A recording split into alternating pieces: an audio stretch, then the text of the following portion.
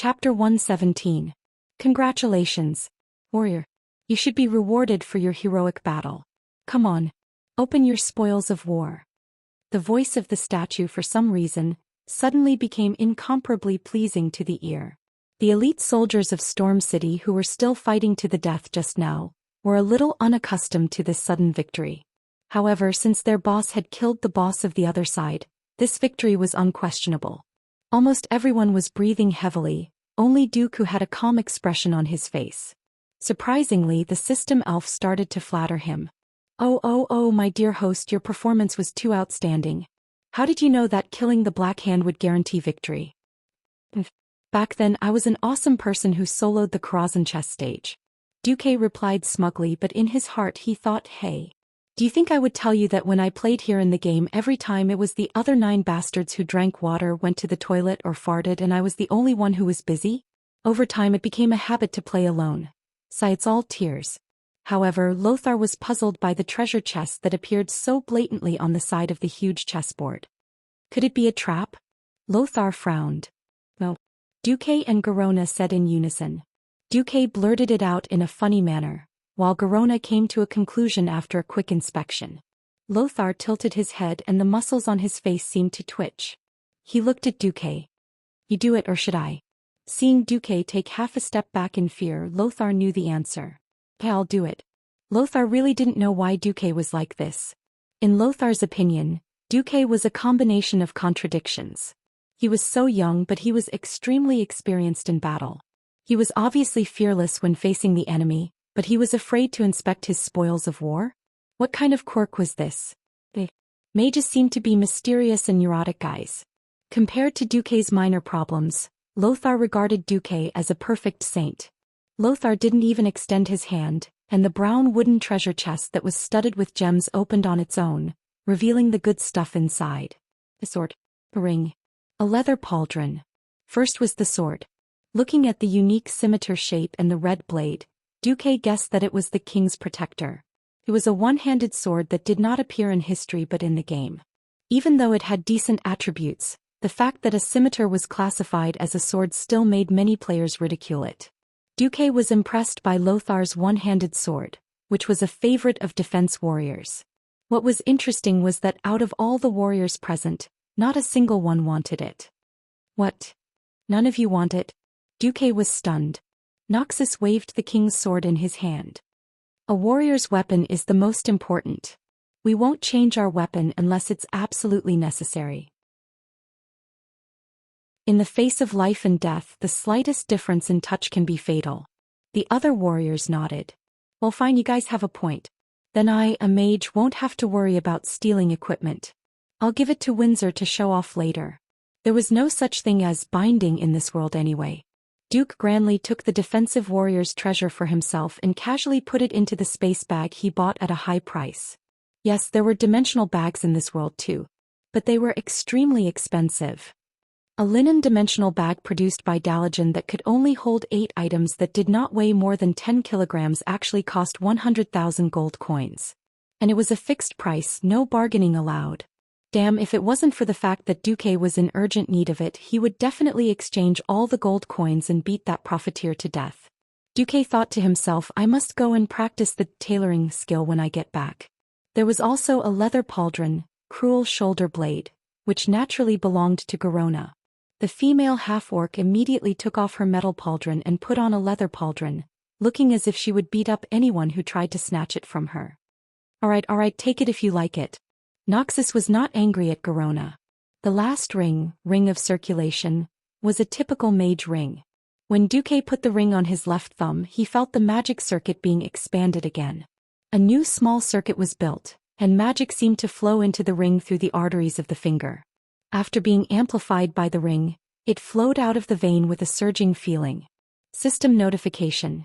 You are wearing a magic item, ring of circulation, that is far beyond your ability. Obviously, the maker of this ring is quite friendly to low-level spellcasters. The gentle magic circuit buff allows you, an earth mage, to get a 30% bonus to the original attributes of the ring. The damage caused by your magic effects and the chance of a magic critical hit are slightly increased.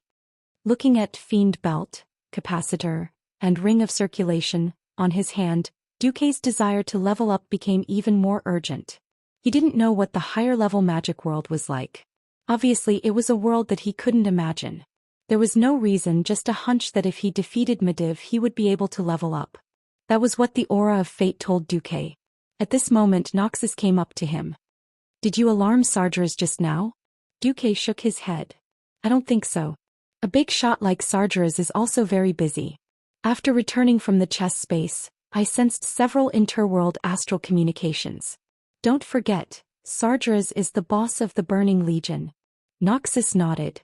The enemy was too strong enough to make most mortals despair. 10,000 years ago, almost all the strong people on planet Azeroth had gathered to barely destroy the portal and drive Sargeras away. Could they do it with just these few people? The hesitation was only brief. Noxus quickly shook his head to get rid of the bad thoughts. He turned his head and said to his subordinates, "Gentlemen, the road ahead is still difficult, but I believe we can still overcome it. For the battle later, let's rest for 15 minutes and then continue on our way." None of Noxus's men had died in the battle just now. The most miserable guy was only moderately injured, and with the priest's healing spell he had barely recovered his combat power. In any case, this result was already very impressive. Defeating a demon boss in a row and breaking through a strange chess stage had raised everyone's morale a lot. "What's next?" Noxus asked. "I don't know. The space in Karazhan is chaotic. If we're lucky we'll go to Medivh's bedroom or study. But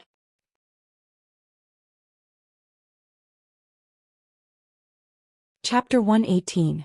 The location of the Karazhan Wizard Tower itself was a chaotic intersection of space and time. It was not unusual for anything to enter. Medivh had set up his wizard tower here for two reasons. Firstly, he wanted to do research, and secondly, he wanted to trick his enemies. Duque did not dare to guarantee what he would encounter next. When Medivh was traveling in Karazhan he could see all kinds of chaos in Karazhan, such as magical creatures and ghosts everywhere, floating stones and the void outside the tower. This was what Medivh had been like when he was still conscious. It was a very strange place in itself. Duque still did not understand why Khadgar, who served such a dish at this time in the game's history, could bring Lothar to Medivh. Now it was Duque's turn to lead the team. Fortunately, everything went smoothly. I wonder how Reggie's doing. Don't die, Reginald. Finally, with some free time, Duque found Windsor's name in the list of followers in the system prompt. This made Duque feel a little relieved. The future Marshal Windsor was currently in trouble. After paying the price of 20 casualties, Windsor and the other elite soldiers killed the special existence guarding the gate, the demonized hunter Atumen and his demon warhorse Midnight. In order to better advance at the front gate and attract the attention of Sargeras, who was controlling Medivh, Windsor decisively chose to move forward. Originally, Windsor was prepared for a fierce battle. Who knew something unexpected would happen? Oh, praise Stormwind City. His Majesty has finally sent people to save us. When he first saw these guys, Windsor was still wondering if it was a trick of the demons. But soon Windsor was drowned. These well-dressed nobles in front of him actually had powerful backgrounds. Baron Rayford Drugel, Count Crispin Ferrens, Countess Dorothy Millsdeep, Countess Catriona Warnandy. Damn, those scary green dwarfs are everywhere. We didn't have time to evacuate to Stormwind City, so we came to Karazhan to seek protection from Guardian Medivh. Medivh's butler, Mr. Morose, took us in. But recently, a series of unknown events have happened in Karazhan. Many demons have come out. It's too scary. We can only stay in the dining room on the 3rd floor. These nobles were complaining to Windsor and the other warriors about their terrible experiences. Windsor was also embarrassed. He originally wanted to kill all enemies on sight, but who would have thought that a bunch of grandmasters would appear? Except for the weakest Baron Drugel, there was a large group of counts. If one were to encounter these fellows anywhere else, it would be enough to make any soldier bow and scrape for a long time. Now that he had encountered them, he could not ignore them. If he did nothing to save so many nobles, once this matter was exposed, he would be hanged on the gallows when he returned to Stormwind City. Ladies and gentlemen, I have a piece of unfortunate news. Mr. Medivh, the protector you rely on for protection, might have been possessed by the demons of the Burning Legion. We are on our way to take down Medivh. Before Windsor could finish, the nobles on the other side exploded. Oh no, impossible. Oh my god, this is too scary. Soldier. As the Count of the East of Elven Forest, I order you to protect us as we leave. Immediately. Immediately. Although Windsor repeatedly emphasized his duty, the nobles screamed as if they had lost their minds. They used all kinds of threats and temptations to force Windsor to obey them. The only fortunate thing was that these nobles did not have servants or attendants with them. Otherwise they would have been even more overbearing. As a last resort, Windsor could only divide a third of his forces to escort these nobles back the way they came from and leave Karazhan. Then when Windsor reorganized his forces and went to a banquet hall on the second floor, he saw a human. No, it should be said that it was a demonized human. The thick evil aura on his body could be clearly felt from more than 10 meters away. Hello, humans not on the guest list. I am Karazhan's butler, Moros. Unfortunately, Master Medivh has ordered that all outsiders not on the guest list are to be treated as enemies. So please die, soldier. Seeing this gentle-looking old man in red explode his eye-catching red and yellow suit in an instant and turn into a huge satyr demon, Windsor suddenly had a question. Why did Moros, the butler who was already a demon, let the nobles go? Not good. Windsor's heart trembled. It was as if he had been electrocuted, and Windsor's limbs were numb from the electricity.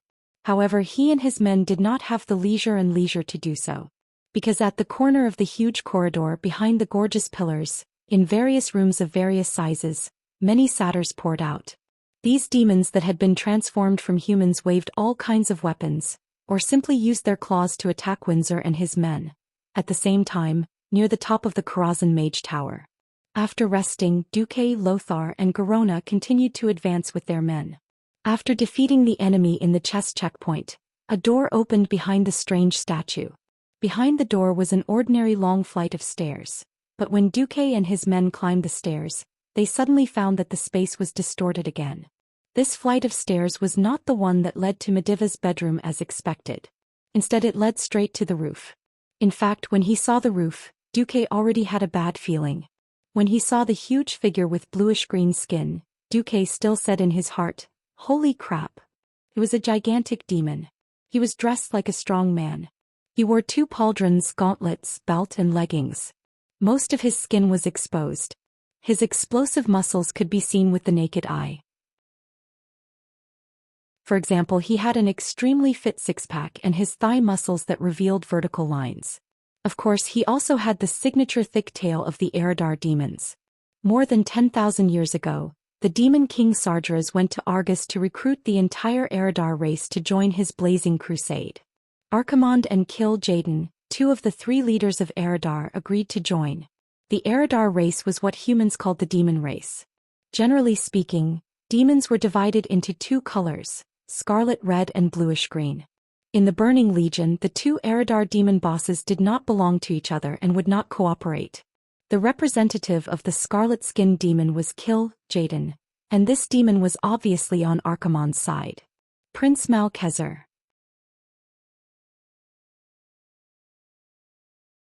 Chapter 119. The sky was gloomy. Next to it was the outline of the Mage Tower, the Outer Tower and the Auxiliary Tower, but this was not the sky that could be seen from the outside of Karazhan. The distortion of space and time made it so that when people looked out from the huge rooftop square, they could only see gray chaos. Evil energy tumbled in the void like boiling soup. Strictly speaking, Prince Malaxer should not be here. Prince Malaxer's appearance here gave Duque the feeling that he was the transmigrator. Duque looked at this huge demon that was as tall as 3 people and frowned. This big guy, who was supposed to be the final boss in the future, now looked more like a watchdog that had responded to Sardra's summons. He declared the demon's ownership of this place to every intruder that successfully arrived, which meant that the power of the King of Demons would descend upon everyone present and punish those who displeased his master. In fact, that was what Prince Malaxer did. He frowned almost as soon as he saw Duque, Lothar and the others. This dark green demon with 3 mysterious tentacles under his chin roared, "Puny humans! I don't know how you came here. But since you can come here, it means that the trash I arranged in front has either been defeated, or you have deceived the entire defense system so that I can't receive any news of your invasion." Lothar did not speak. He still held the shield in his left hand and waved his sword in his right hand. Then he winked at Duque. "Good job. He did not say it out loud, but that was what he meant. Prince Malaxer proudly took a big step forward. His huge hooves stepped on the limestone tiles, which made a sizzling sound due to the inexplicable high temperature. I don't know how you did it, but that's not important. What's important is that you will all die here and your souls will become mine. Submit to me, mortals, or else your souls will suffer for 10,000 years. The prince's loud roar echoed throughout the entire rooftop. The strange surrounding space made Prince Malaxer's voice tremble. Lothar's elite soldiers suddenly trembled. They never lacked courage, but some enemies could not be dealt with courage alone. However, you're just a dog that only knows how to fart. If it were your boss, Sargeras, saying these words might be able to scare people, but you? Far from it. Duque replied. I hate this guy. Can I get rid of him? Garona gave off an obvious feeling of agitation. Lothar, all right, ladies first. Duque rolled his eyes. The group of elite soldiers expressed that they were temporarily deaf. Duque was speechless. He really didn't realize that Lothar wasn't a good person either. He actually let Garona take the lead. If it was Duque, he would have done the same. Garona, with her high agility and speed, was very suitable for probing the enemy. Alright, Duque wasn't a good person either. Garona closed her eyes. This female orc's combat power was definitely top-notch. As expected, those who entered the heroic domain and had a strong history in Azeroth, none of them were fake. For some reason, Duque felt that Garona's strength seemed to have increased by another level. Her figure was so fast that it felt like Prince Malchezer was surrounded by Garona's afterimages. If it was just the thief's sprint and slice, it definitely wouldn't have such a cool effect. This was clearly one of Garona's unique skills. Garona's bone dagger wasn't a divine weapon, but some mysterious power seemed to have been injected into it, and the dagger's attack power had increased significantly. Deep wounds that could be considered shocking to humans kept appearing on the prince's body. Almost every time he dodged, there would be a few terrifying wounds that were 5 centimeters deep and more than half a meter long on the prince's exposed skin. However, for a demon with extremely strong vitality, these were at most superficial wounds. You green-skinned sow. Do you dare to fight me head-on? Prince Malchezer was furious. The next moment he painfully discovered that one of the antennae on his chin that looked like a penis was almost chopped off by Garona. Ah, you dare to do this to me? Prince Malchezer was finally fed up with Garona's high-speed attacks that were more disgusting than a flurry of flies. He no longer cared about acting cool and directly used his strength. Following his angry roar, 4 stone giants wrapped in green flames descended from the sky and guarded the prince from all sides. Hellfire. No, to be precise, this was not a true hellfire. That was because a true hellfire had a certain level of intelligence. It would walk like a human and attack its own target. Prince Malchezer's hellfire was a pillar of flames with a human shape. Of course, the effect was obvious.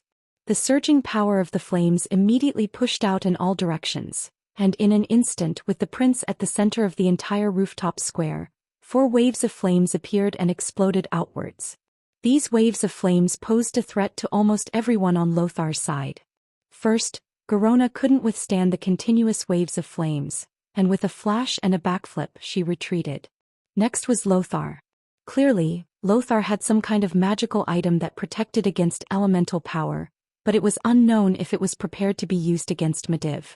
Anyway, when the waves of flames reached Lothar, the power of the fire elements automatically dissipated and turned into a gale slightly stronger than a strong wind. Other than blowing up Lothar's long hair, which could be used to sell shampoo advertisements, it had no real effect. Next was Duque. An ethereal shield of ice appeared on Duque's body, blocking the hot air that was blowing towards him. But for the average Storm City elite soldiers, the area affected by these 4 waves of flames became an insurmountable death zone. This was not a power that could be easily matched by mortals. Among the elite soldiers who had spread out to prepare for battle, the elite soldier closest to the prince was the first to be unlucky. Ordinary shields might be able to defend against arrows and swords, but they definitely could not defend against flames. The guy who bore the brunt of the flames was not only sent flying by the surging waves of flames, but also dragged away the other elite soldier who tried to hold him.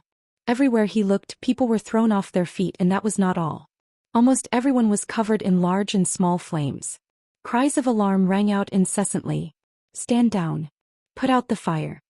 Lothar's expression was not good. This not only meant that the three of them were the only ones left in this battle, but it was also very likely that these soldiers would not be of any use in the battle with Medivh later. The opponent's strength was completely beyond imagination.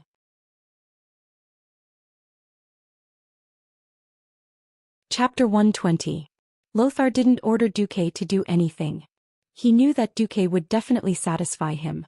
Tacit understanding was something that was cultivated through battle after battle. Whether a teammate was reliable could be seen through 1 or 2 battles. It was Lothar's first time seeing such an all-round genius like Duque. Lothar was very relieved. Sure enough, Duque raised his hand and used the lowest level, Blizzard. There were no lethal icicles, only rapidly falling snowflakes. The cold hexagonal snowflakes quickly covered the parts of the soldiers that were on fire and quickly extinguished the flames on their bodies. Every soldier who regained their senses looked at Duque with gratitude. Compared to the middle-aged priest who was still in a daze, Duque's response was godly. The faces of quite a few soldiers holding long swords were deathly pale, large droplets of cold sweat dripping down the sides of their hair. However, not a single one of them suffered a fatal injury, let alone died. This result was obviously far from satisfying Prince Malchezer. This high-ranking demon of the Eridar race would never have dreamed that a transmigrator would be among the challengers. Duque knew most of his skills like the back of his hand. He roared, "Mortal, do you think this is the end?" With a wave of his hand, a black light bloomed from the prince's hand. In an instant 15 elite soldiers felt as if their bodies had been hollowed out. It was a very frightening feeling. Within their paper-thin skin there were no muscles, no blood vessels, no blood, not even bones. It was as if all their organs had disappeared and they had become a paper man with an empty shell. It was an indescribable feeling of terror. Almost every soldier who was hit froze in place. They didn't even notice the dark energy that shrouded their heads. 3 seconds. Only 3 seconds. The moment that evil dark energy exploded, these 15 soldiers would lose their lives forever. Even their souls would be bound in the chaotic mage tower of Karazhan, becoming some kind of sad existence. Run. Lothar didn't know what it was.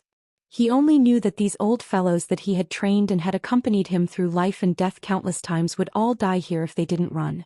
Being mentally prepared that everyone was going to die and actually dying were 2 completely different situations. Noxus was very strong, but no matter how strong he was, there was no way he could save 15 soldiers at the same time. On the battlefield, 1 second of hesitation was enough to be fatal. Even if many of these elite soldiers had already reacted and started to run towards the area outside of the Shroud of Darkness, how far could they run in 3 seconds when they were fully armored, holding shields and swords, and carrying at least tens of kilograms of weight? Death was almost inevitable. However, just when the dozen elite soldiers were about to be killed, Duque's hand of magic appeared again. 72 hands of magic dragged all the soldiers out of the attack range of Shadow Nova before the princes. Shadow Nova burst out. Looking at himself flying out of that dark area, and then looking at the place where the dark energy had corroded the ground to the point where it was creaking and emitting an ominous smell, even a fool knew that Duque had saved their lives once again. Before the raid on Rakazan, they only admired one person, Anduin Lothar. From today onwards they silently added another name in their hearts, Duke Marcus. Not only did Duque's unimaginable response surprise them, but Duque's calmness, decisiveness, selflessness and indescribable view of the overall situation made them admire him from the bottom of their hearts. Thanks, Sir Marcus. I owe you my life. In the future when Boss Lothar doesn't want me anymore, I, Ponga, will be your follower. I can still watch the door. Most people would be indignant and angry when their subordinates' hearts were bought, but Lothar was touched that his subordinates' lives were saved. Well, you bastards, if I really die, I'll allow you to follow Duque. Now get lost, don't get in the way, this is not an enemy you can deal with. Lothar's elite soldiers retreated far away from the rooftop square. Lothar cracked his neck. Duque, do you have any good suggestions? If you're not afraid of fire, you can try to lure this guy out. I bet that he has a limited number of pillars of fire. If we weren't in the fire, I would definitely be able to kill this guy.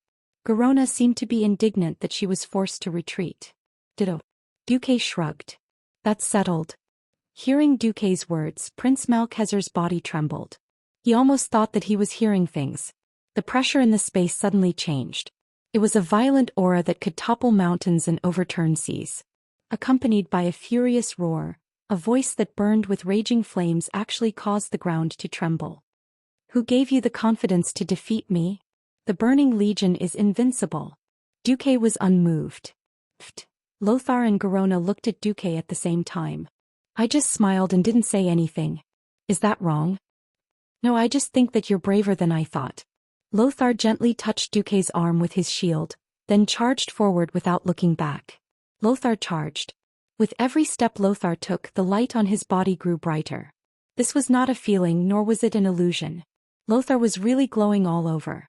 For a moment, Duque almost suspected that this slightly unreliable world of Azeroth had a paladin profession in advance. What made Duque even more confused was that he saw the following lines of data on his retina. After inspection, Anduin Lothar used a super rare potion, Titan Potion. His HP has temporarily increased significantly. Lothar used Colorful Miracle Potion. His magic resistance has temporarily increased significantly. Lothar used Special Flame Protection Potion. Lothar activated the special amulet of the Archbishop of Stormwind City. Lothar received an unknown super powerful exorcism blessing. His damage against demons has greatly increased. What was pioneering? This was pioneering. Even though Noxus himself was a boss, this dutiful warrior still brought his own first clear potions when he was exploring another boss. He had not even asked Duque for half a gold coin as compensation. Azeroth's #1 teammate. At this moment, Dooku was so touched that his nose was running. Garona and Duque watched as Lothar charged forward and cut Prince Malkezer's hellfire with 2 slashes.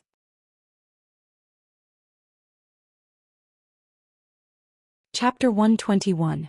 To Duque, it had always been a big question mark as to how strong the fellow who stepped into the realm of heroes in Azeroth was.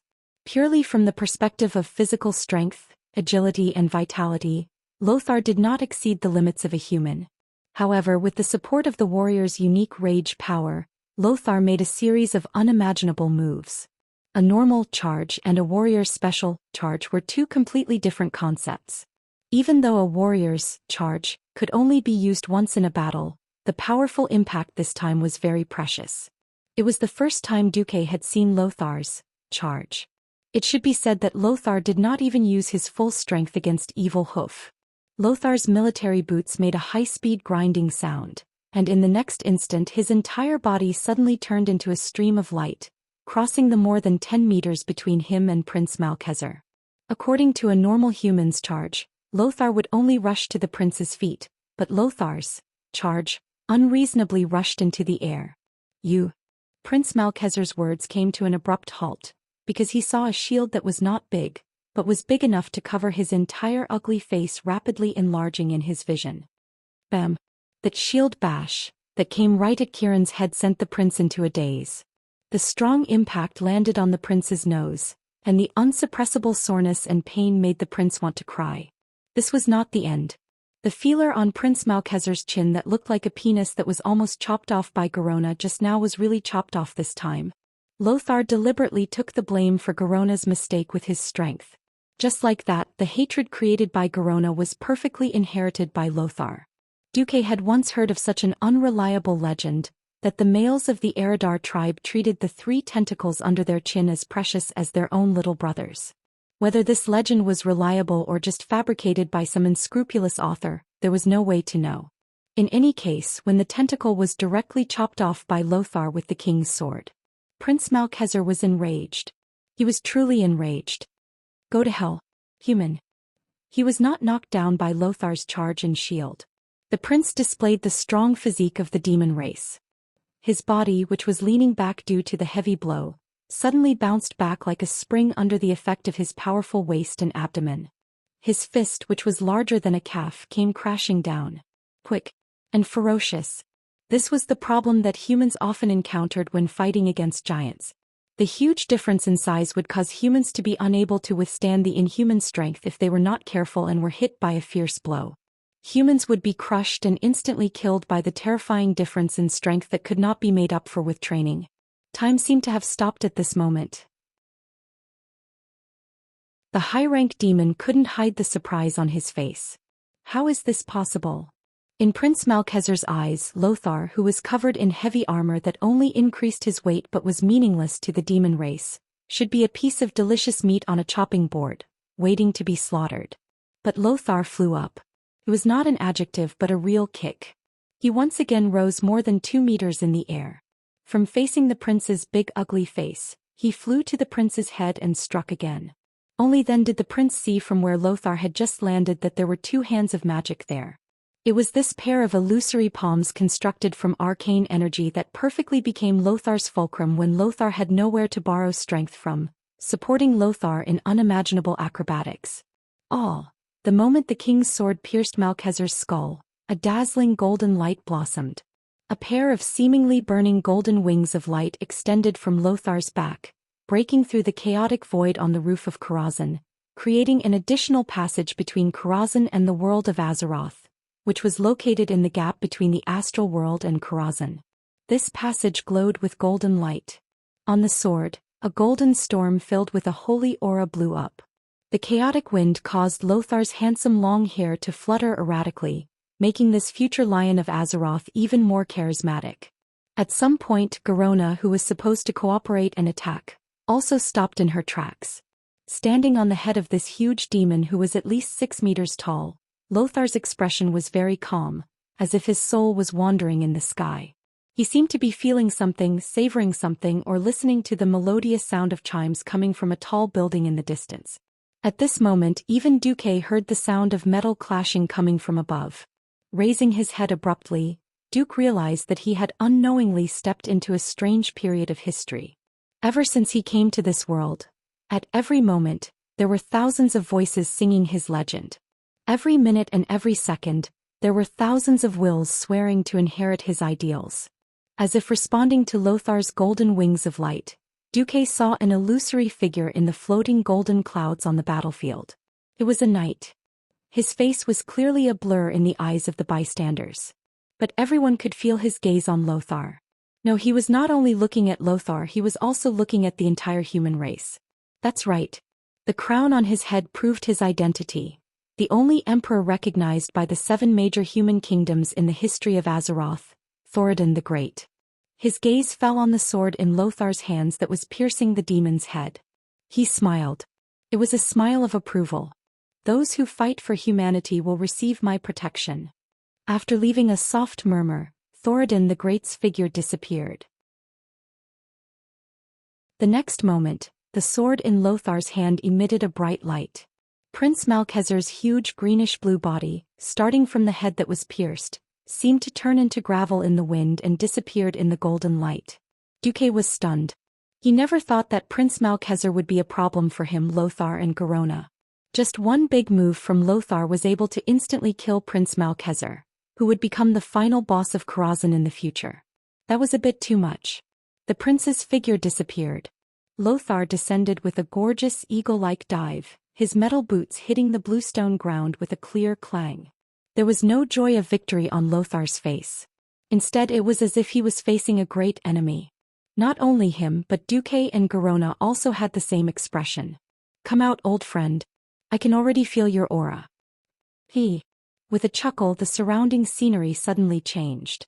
For some reason they had already arrived at Mediva's workshop inside Karazhan. In the middle of the three, the super boss Mediv, who directed the entire incident at the Dark Portal, appeared.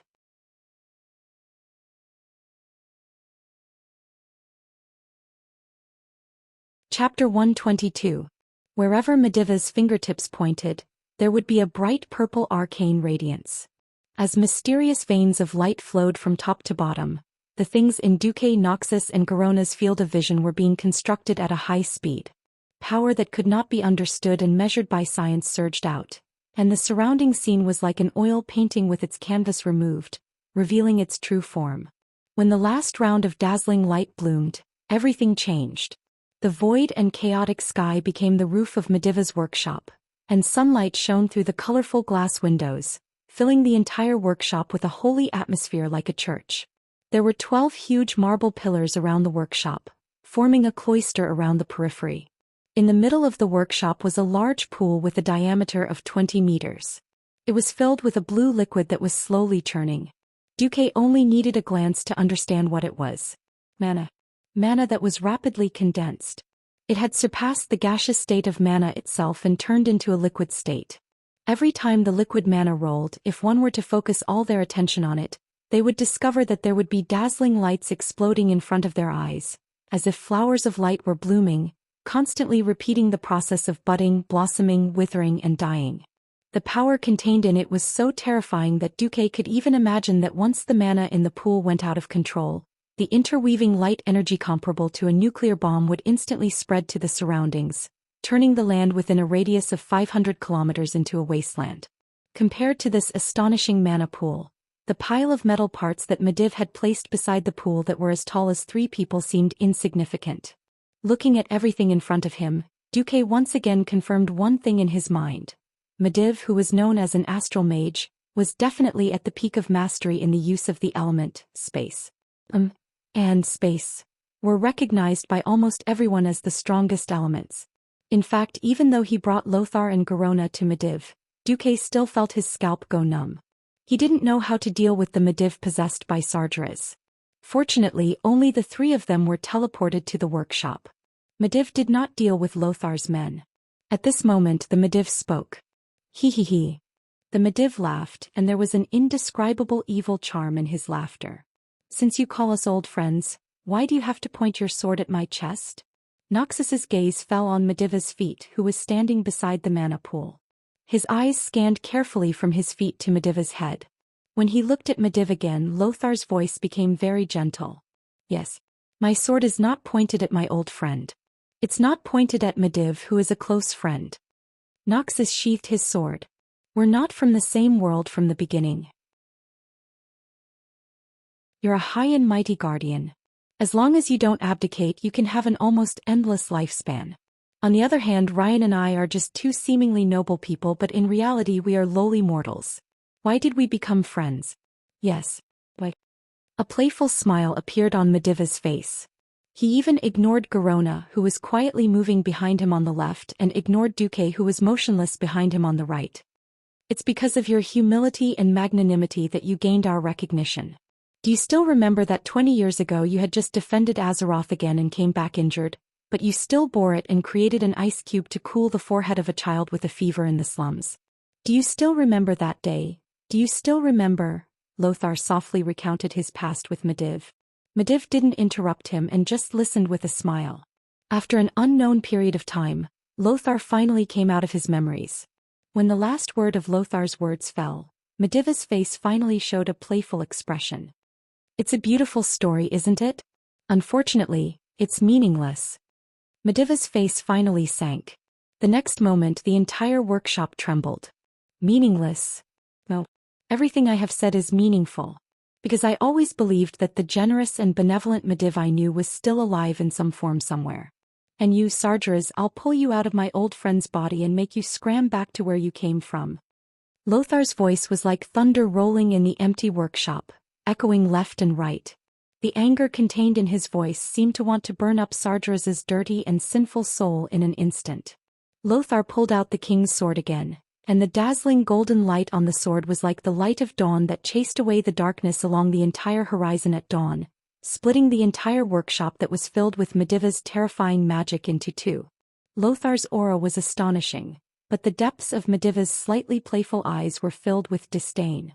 Sarger's voice sounded calm and indifferent. Lothar, is this your trump card? It's a pity that you took it out too early. Otherwise you might have given me a little surprise. A true king doesn't need to hide himself, Lothar said firmly. This was also a small drawback of the king's sword. The path of a king was the righteous path of a king. Emperor Swordens will on the sword would not allow the wielder of the sword to do such a disgraceful thing like stabbing someone in the back or sneaking up on the opponent. Moreover, from the beginning, Lothar didn't really intend to hide himself. The so-called king isn't even an ant in front of me, the invincible king of the realms. An incomparably terrifying will spread out from Medivh's body. As a direct opponent of Sargeras, Lothar was definitely the first to bear the brunt. The will of the Demon King wasn't just simply terrifying. Countless images, large and small, continuous or intermittent, flashed across Noxus's spiritual sea, constantly impacting Noxus's will. Those weren't ordinary images. They were images of worlds that had been destroyed by Sargeras's burning legion over the past 10,000 years or so. The cruel and crazy demons turned beautiful planets into barren, scorched lands, and killed millions of all kinds of creatures. Slaughter. Destruction. Destruction. This was the main theme of the Burning Legion. At this moment, Lothar heard the cries of billions of creatures and tasted their sorrow, pain, and despair. Before he knew it, Lothar had already knelt on one knee. His face was pale and his forehead and hair were all dripping with cold sweat. His eyes were pitch black as if he was about to faint. Noxus felt like a lone boat in a boundless sea of rage. Under the boundless black storm, he was hopelessly enduring the onslaught of the storm, and his boat would be destroyed at any time. He was completely subdued by Sargera's terrifying will.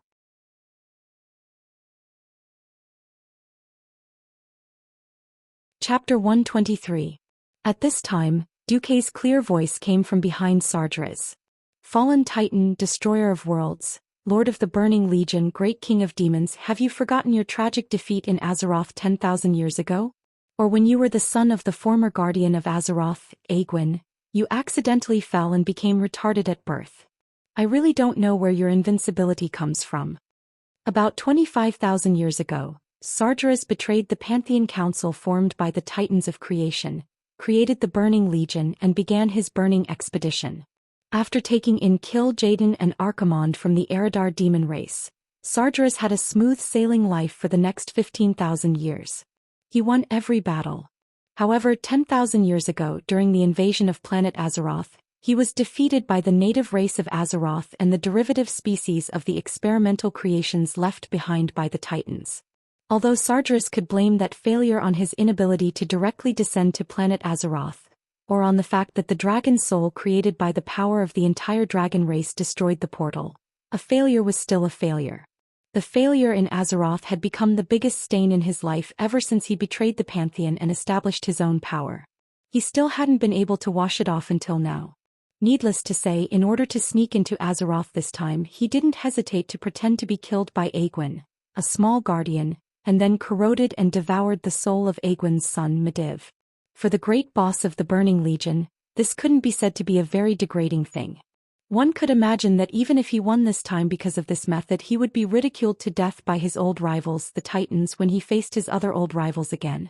No, perhaps it was since the failure of the invasion 10,000 years ago that broke the Burning Legion's legend of invincibility.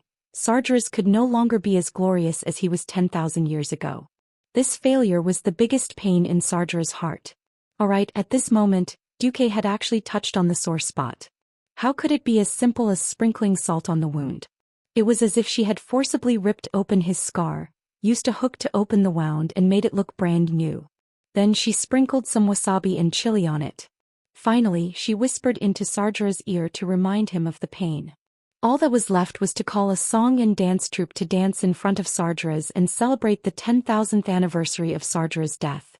The series of high and mighty honorifics at the front of these words was just to slap the face at the back. It wasn't just a slap to the face, it was a slap to the face that was swollen. Sargeras abruptly turned around, casting his gaze on the young wizard, Duke Marcus, whom he had looked down upon even more. Insolent ant. Did I give you permission to speak? Mixed with Sargeras' terrifying anger that soared into the sky, the boundless pressure that seemed to be able to burn the entire planet shifted from Lothar's body, and suddenly pressed down on Duke's body like a mountain pressing down on him. Hearing that Duque had helped him out of the predicament, Lothar was still a little happy, but then he widened his eyes and subconsciously extended his left hand that was tied to the shield towards Duque. This was because he realized what Duque was about to face. That kind of endless fear was definitely not something a young lad could bear. Having seen the trials and tribulations of life, bearing the death of his beloved wife, and facing the death of his comrades, Lothar's first half of life could be said to be incomparably rich. Even Lothar, who thought that his mind had long become as hard as iron, didn't dare to say what would happen if Sargeras' pressure continued just now. What would happen if it was suddenly Duque who had to bear all of this? Lothar simply couldn't imagine. In his opinion, the young wizard Duque had already done a perfect job. He had successfully used his wisdom and magic to bring him and his men to Medivh. If it were any other wizard in this world, they might not necessarily be able to do this. Just this alone made Lothar feel that Duque was already a little hero. However, Medivh, who was controlled by Sargeras, was too terrifying and powerful. Lothar really didn't dare to imagine the scene of Duque's guts being torn apart. But his extended left hand was destined to be unable to grab anything, and nothing could be stopped. At this moment, Lothar, Garona, and Sargeras were stunned at the same time. That violent pressure that should have been able to crush the mind of any mortal in the world was completely unaffected by Duque. No matter how strong your aura was, he still looked like he was taking a leisurely stroll. He even winked at Sargeras and stretched out his right pinky. Actually, your aura can be stronger. My small body can still take it. What the hell is this? What exactly happened? The face of Medivh, who was possessed by Sargeras, was full of confusion. He really couldn't understand why even the insignificant human named Anduin Lothar, who had the strongest willpower among the three of them, almost succumbed to his Demon King's aura. But Duque didn't fall for it. This wasn't some kind of immunity in his mental state, but a kind of blind confidence that should have been built on past achievements. That's right. It should be that Duque felt that he had an absolute psychological advantage over Sargeras. Sargeras was about to go crazy. His eyes were filled with fear and resentment. Duque's excessively young face was filled with confidence from start to finish. This wasn't the first time he had thought of asking the system elf to help him separate his spiritual sea after being afflicted with fear, so that the information from the outside would first pass through a relatively independent space, and after filtering and analysis, it would be delayed for a 10,000th of a second before entering his mind. Also, Duque's confidence was really based on achievements. Duque muttered to himself in his heart, Am I supposed to tell you that back then, for the sake of equipment, I would go on with both the big and small accounts every week, and that I would take turns with your two subordinates, kill Jaden and Archimond 100 times? Perhaps it was a joke, or perhaps it was a mental victory, or perhaps it was Duque's firm belief that as long as he brought Lothar and Garona to Medivh, history would be on the right track again. Anyway, it didn't matter whether the others were afraid or not. Duque wasn't afraid, and so he just smiled and annoyed Sargeras. It feels so good to show off in front of a super boss. I've changed my mind, Aunt. You'll be the first to die. Sargeras let out a deafening roar. At this moment, Lothar made his move. The king's sword blossomed with dazzling golden light, and became one with the stream of light when he used charge. Medivh, who was controlled by Sargeras, quickly turned his staff and pointed it at Lothar. At this moment, Duque saw a strange scene. The passage of time seemed to have become stagnant, and every speck of dust, every ray of light, and even everything around him were moving in a strange trajectory. The female half-orc legendary assassin, Garona, who had been extremely low-key and concealed her aura and presence, made her move.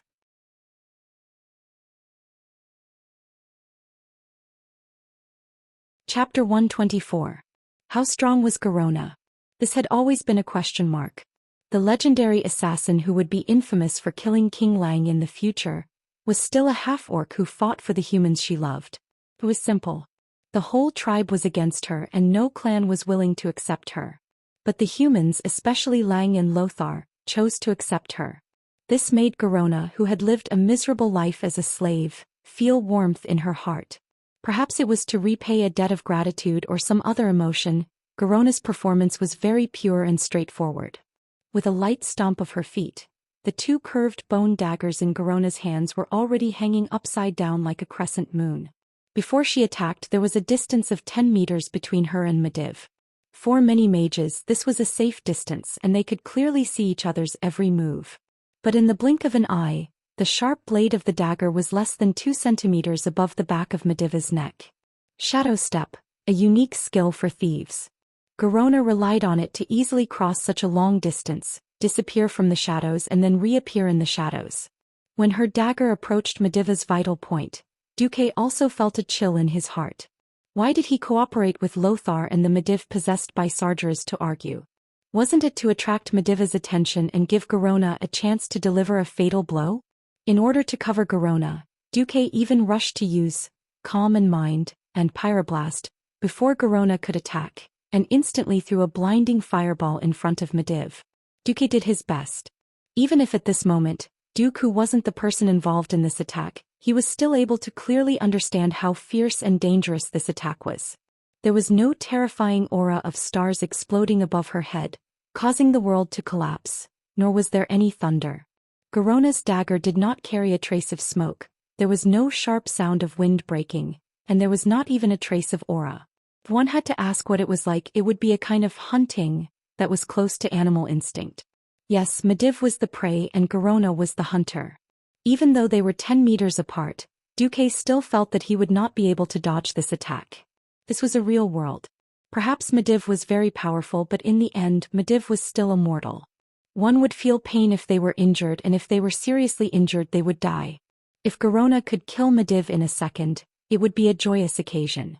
Unfortunately, there were no ifs. If time was a fast-forward movie, then it would definitely be frozen at this moment.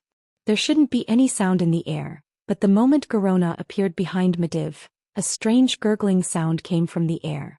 Duque, Lothar and Garona discovered at the same time that the air in the workshop that was illuminated by the warm sunlight was frozen in less than 1/100th of a second. This effect was completely the super upgraded version of Duque's, Dasong's cold prison. Under the effect of Medivh's vast magical power, all the water vapor in the entire workshop was frozen into a white mist, and then turned into sand-like ice particles that fell like dust. The 12 huge pillars were instantly covered with white frost, and every place in the workshop that had water in it was instantly frozen. When water froze, its volume would increase. The ice cubes from different places collided fiercely for the limited space, and then there was the sound of ice cubes shattering. Duque's big fireball and Lothar's charge were both interrupted by the huge wave of cold air that gushed out of Medivh's body, and the two were almost blown away. And Garona, who was in the frozen core area, turned into an ice sculpture in the blink of an eye.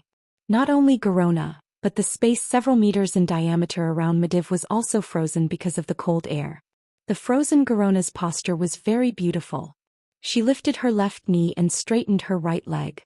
Her arms that were like the wings of a white crane almost completed the final joint attack and stabbed the sharp blade into Medivh's neck. It was just a little bit, but it became a huge chasm. Medivh turned around with a face full of anger, and looked back at Garona, who had turned into an ice sculpture with a determined expression without a trace of hesitation. Bastard! Lothar seemed to be a little confused as to why Medivh was so angry. Originally, in Lothar's imagination, Garona was already a dead person. As long as Medivh broke Garona's ice sculpture with his staff, this extremely straightforward half-orc beauty in his impression would immediately die. Medivh did hit it with the head of his staff. A crack on the ice sculpture quickly spread in all directions. This blow, which was infused with some magical power, brought about a strange reaction on Garona's body, and the crack spread from Garona's strong body. Pieces of ice, big and small, peeled off from Garona's body like a broken mask. With the loudest cracking sound, when the shattered ripples spread to Garona's entire body, Garona, who was already a little dazed from the freezing air, fell out of the ice sculpture while shivering. However, the moment she saw Medivh's face, Garona's face was filled with incomparable stubbornness. Medivh hit Garona. As he hit her with his fists. The dignified magic level Medivh actually hit Garona in front of the dumbfounded Lothar and the imaginative Duque. You bitch. You actually want to kill me? With a punch, Garona's left face suddenly had a bruise. Because of the green skin of the orcs, this was actually not obvious. Why can't I kill you? Garona, who had temporarily lost the ability to move because of the ice, asked stubbornly. Bitch. Why don't you think about who spared your life? Let an assassin like you who pretended to be an emissary live. You actually don't know how to be grateful and you still want to kill me? Medivh, or perhaps Sargeras was still angry, punched her again. It's my greatest shame to be possessed by a weak male like you. Wait. Something seems wrong. Lothar's facial muscles instantly froze. And Duque suddenly remembered a secret. That was the story of a savior named Medivh in the future. Medivh, one of the founders of the new Tirisful Council. In order to resist the invasion of the world of Azeroth by the ancient gods, he ran around everywhere. In particular, this Medivh was a mix of orcs, Draenei, humans and titans. That's right. He was the child of Medivh and Garona. Garona used to be one of the assassins sent by Zhou Xian to pretend to be an emissary and assassinate Medivh. Medivh killed all the orc assassins except Garona. Then Garona was sent back to deliver a message to Zhou Xian, and Zhou Xian sent her to Medivh's side as a spy to serve the interests of the orcs. The Madi civilization knew all of this, but they kept her here. The official explanation in the game was that two lonely souls were attracted to each other. This description was so artistic. Now it didn't seem artistic at all. It was clearly someone's dirty words when he was having a headache. Whether it was Medivh's dirty words or Sardra's dirty words, this was no longer important. The important thing was that this kind of dirty words almost blinded Duque's dog eyes.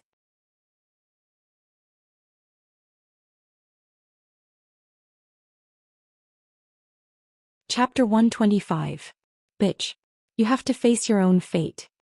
Medivh, who was under Sardra's control, was in a relationship with Garona, a female half-orc in an orc's way.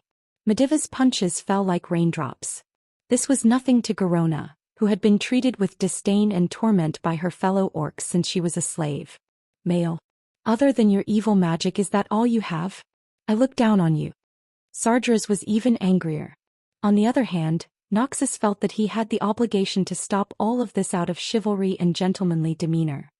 He roared, "Let her go," and charged forward, but he was sent flying by an unknown magic spell from Medivh. Duque was just a bystander. Although he already knew that this was history repeating itself, Duque still felt that it was an eye-opener. But old Max, do you know that you're so awesome? Aren't you afraid that your children will run in front of you and sing, "I call you Dad, you hit my mom"? Idiot. Do you really think you can join the insignificant human kingdom? Come on, face your fate. A mysterious light appeared on Medivh's hands, and countless runes the size of ants flowed on Medivh's palms, the back of his hands and his arms. The next second, a mysterious force shot into Garona's brow. It was an extremely terrifying image for Garona. She saw the future, a future that she didn't even believe in. The gentle and magnanimous Chief Lang Rin, who represented the entire human kingdom and accepted her, took her in and gave her a home, was actually killed by her own hands. The image was so clear and felt so real. Garona was completely stunned. Lang's expression of disbelief, Lang's son Varian's horrified expression, and the painful expression of the queen who cared about her the most appeared in front of her. There was also the smell and touch of blood, and the horrifying feeling of her digging out Lang's heart with her own hands. Everything was extremely realistic. All these little details piled up, causing Garona to fall into a frenzy. This is impossible. Garona's body suddenly trembled and she collapsed to the ground, her whole body twitching non-stop. Bastard, what did you do to her? Lothar roared and charged again. I'm just letting her face her inevitable fate.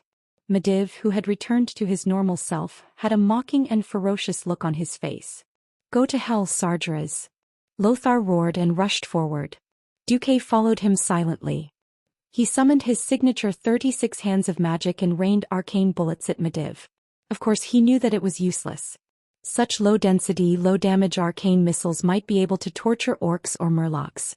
But it was nothing to Medivh, who was at the pinnacle of mysterious power in this world. Duque could clearly see that before the sea of arcane missiles could even get within 3 meters of Medivh, they were automatically disintegrated by the high density of mana that escaped from Medivh's body. That was not what he wanted. Duque was playing the role of Khadgar. According to the nature of fate, as long as he integrated himself into the 80% compatibility, he might be able to replace Khadgar's position and successfully kill Medivh. In the history, this was how Medivh dealt with Garona first, and then he used his longsword to tease Lothar. While they were playing fencing, Khadgar, who had been using magic just a moment ago, suddenly ran over and stabbed him to death with his longsword. This history was once thought by Duque to be ridiculous. How could the Medivh that even Sargeras feared, that experienced Medivh, be killed so easily? But when he thought about it carefully, it made sense. Think about it, no matter how strong a mage was, if he didn't use magic and instead ran to fight in close combat without any protection, wouldn't he be courting death? Moreover, the moment Khadgar made his move, the remaining good part of Medivh's soul also jumped out and fought with Sargeras for control of the body. It would be strange if Sargeras didn't die. Duque was reenacting that part of history. Haha. Puny human, you are so weak that I can defeat you without even using magic. Medivh, just like in the history, took out a shiny silver longsword from his spatial storage item and faced Lothar. Medivh's small body was not much better than Duque's. If it was a simple duel between swordsmen, Lothar would teach him a lesson in no time. Even if Orgrim or Illidan's soul came in, it would be useless, let alone Sargeras' possession. Sargeras' method was very simple: cheating. He directly used the slow spell to reduce Lothar's speed and strength to a level slightly lower than his own, and then they fought fiercely. Haha. What number 1 swordsman of Stormwind, your strength is only SSO. He had seen shameless people, but he had never seen someone so shameless. Lothar wanted to say, fight me without magic if you can, but he didn't say a word.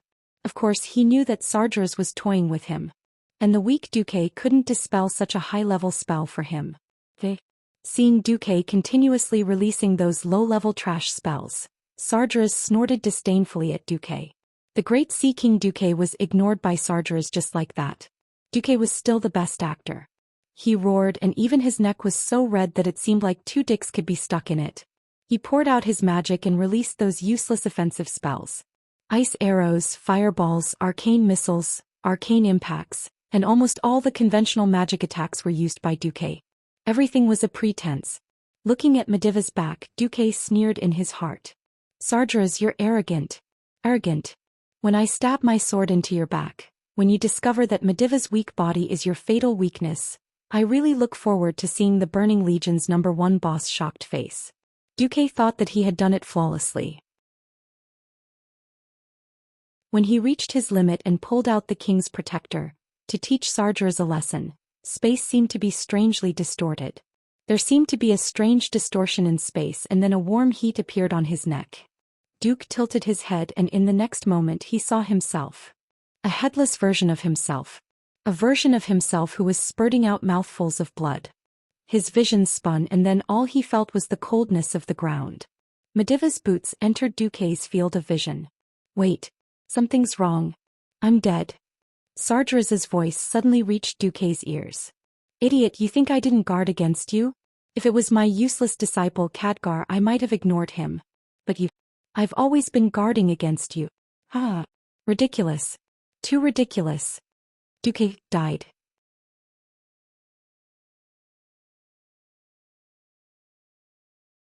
Chapter 126. No. When Lothar saw that Duque had been killed, he suddenly felt that the world around him had become blank and empty. Apart from Duque's corpse and the Medivh possessed by Sargeras, he couldn't see or hear anything. An unprecedented grief and indignation surged in his heart like a volcanic eruption. He used to think that he had seen through life and death and was used to seeing his comrades die. He was no longer afraid, and he could treat the death of everyone around him coldly. In fact, when he faced this moment again, Lothar still found that he couldn't do it. From the moment he met Duque, Lothar only felt that he was a talented and flamboyant kid. When he was Duque's age, he vaguely remembered that he had done a lot of crazy things, but whenever there was a problem, there was always Lang, the prince, to take care of it. At that time, Lothar only had pure admiration for Duque. When the name Sea King Duque appeared, Lothar originally didn't like this kind of person who relied on business to rise, but as time passed, Lothar changed his view. Everything that Duque did proved that he was responding to the crisis for the benefit of Stormwind, and even for the benefit of the entire human race. If Duque was just that, then Duque would be a very good assistant minister. But everything that happened in Karazhan made Lothar secretly raise his evaluation of Duque to an unprecedented level. Brave, wise, smart, kind-hearted, and highly principled. This was definitely the template of a top young hero. Lothar quickly realized that if Duque was allowed to grow, he would be the pillar of Stormwind's next generation. He and Lang were still in the prime of their lives, but they would grow old after all. Prince Varian was still young, and when the time came, it would definitely not be Lothar who would help Varian to the end. Duke Bolvar Fordragon was a very good candidate. Unfortunately, he would at most be an assistant minister in the ordinary domain. After losing Medivh, the Stormwind Kingdom needed a new flag in the field of magic no matter how one looked at it. When he killed Prince Malchezer, Lothar had secretly made a decision. If he succeeded this time, he would definitely recommend Duque to the throne when he returned. However, just as Lothar made up his mind, Duque was killed by Sargeras in front of him with the face and body of his old friend of decades. A guardian level, slow, and a plain horizontal slash ended the hope of Stormwind's future. The death of a genius was the most painful. Ah! Noxus roared furiously like a berserk lion while activating a certain item that was supposed to be a trump card. His entire body radiated a burst of golden light. Lothar, whose strength, speed, agility, exorcism and other attributes had all soared, suddenly approached Medivh. Medivh's face revealed a slightly surprised expression. The king's sword, which was emitting a bright light, suddenly slashed down. What greeted it was not Medivh's magic, but a huge metal arm with a blue base and silver edges. Even with the king's sword's almost indestructible sharpness and powerful exorcism effect, it was still unable to break through the defense of this arm. The long sword and the metal arm collided, causing dazzling sparks. The metal on the huge arm let out a shrill cry, and even the metal arm bent slightly backwards. After all, it was still blocked. Only then did Lothar notice that the huge pile of metal beside the mana pool just now was an unactivated golem. Now this huge golem with condensed arcane energy as its body and metal parts as its auxiliary had become a natural barrier between him and the demon king Sargeras. Lothar, I'm tired of playing with you. A slightly better existence among ants like you is not worthy of my personal attack. You are only worthy of fighting with the toys I created. You Anduin Lothar, just like that little guy Duque, go to hell. Medivh's face showed the greatest evil aura. Every contorted facial curve on his face was condensed with malevolence and disgust. Medivh's whole body began to transform. 2 long, flaming horns protruded from his head. His delicate and elegant face became withered, and 3 awl-like spikes protruded from his chin. His exposed skin had also become dry, like the bark of a dead tree. But between the dry and cracked skin, a huge green light could be clearly seen flowing in this body that could once accommodate the power of all the guardians of the Tearsful Council. Lothar wanted to curse Sargeras, but he could not breathe under the pressure of this huge arcane golem's crazy attack. The golem's fist was too big and too fast. With Lothar's speed, dodging was completely an extravagant hope. When the heavy fist that was enough to split a mountain and split a stone hit, although Lothar had tilted his shield in an attempt to deflect the thunderous force, Lothar obviously failed. It was difficult to use an epic-level shield in this kind of battle. The rare shield branded with the lion emblem of Stormwind City turned into powder in just 1/10 of a second. The only thing that could protect Lothar was the king's sword. Parrying with his sword horizontally was a standard military sword technique. It was the only way out. The king's sword, which had suffered a heavy blow, showed unimaginable toughness. Even if it bent backward as much as possible, even if it had clearly revealed an arc, the king's sword still did not break. If it were another warrior, they might have been crushed by the huge force of this huge golem and killed on the spot.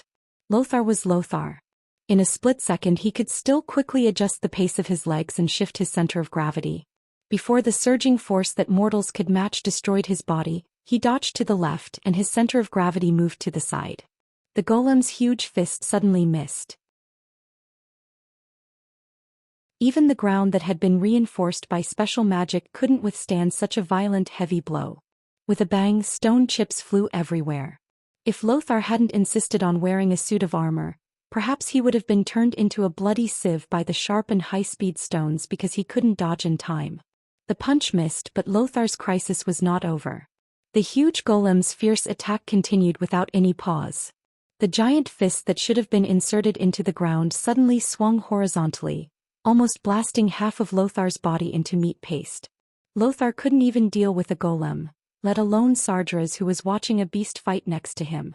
For the first time, despair gripped Lothar's heart tightly. At this time there was a loud noise outside Karazhan Tower. It was a super strong attack that even Karazhan, which was in an independent space, felt a strong shock.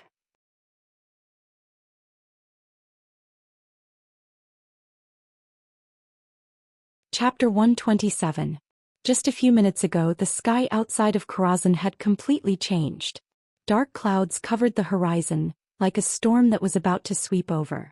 However, this storm was not a dead thing from nature. Every molecule that made up the storm was a dragon that mortals would rarely see in their lifetime. The huge wings flapped powerfully, and every time the wings flapped, it seemed to make the whole sky tremble. The dragons let out a low roar inadvertently as they breathed. There were all kinds of auras such as flames, and the faint sound of wind and thunder, making their power even more extraordinary. Most of the dragons were red, mixed with a very small amount of green and bronze. They raised their speed to the maximum, and this was completely the rhythm of swooping down to wash the ground with dragon breath. On a mountain peak not far from Karazhan, a woman with gorgeous red horns strode forward. With her firm steps, the long red hair behind her head fluttered in the wind. Wrapped in a red bikini armor with golden edges, her exposed skin had the healthiest wheat-colored skin. She walked proudly towards a mysterious man in a long robe standing at the top of the mountain. "Yo, Egwin, are you sure your plan will really work? All the dragons that can be summoned on planet Azeroth are basically here. I don't want the dragon bloodline to go extinct.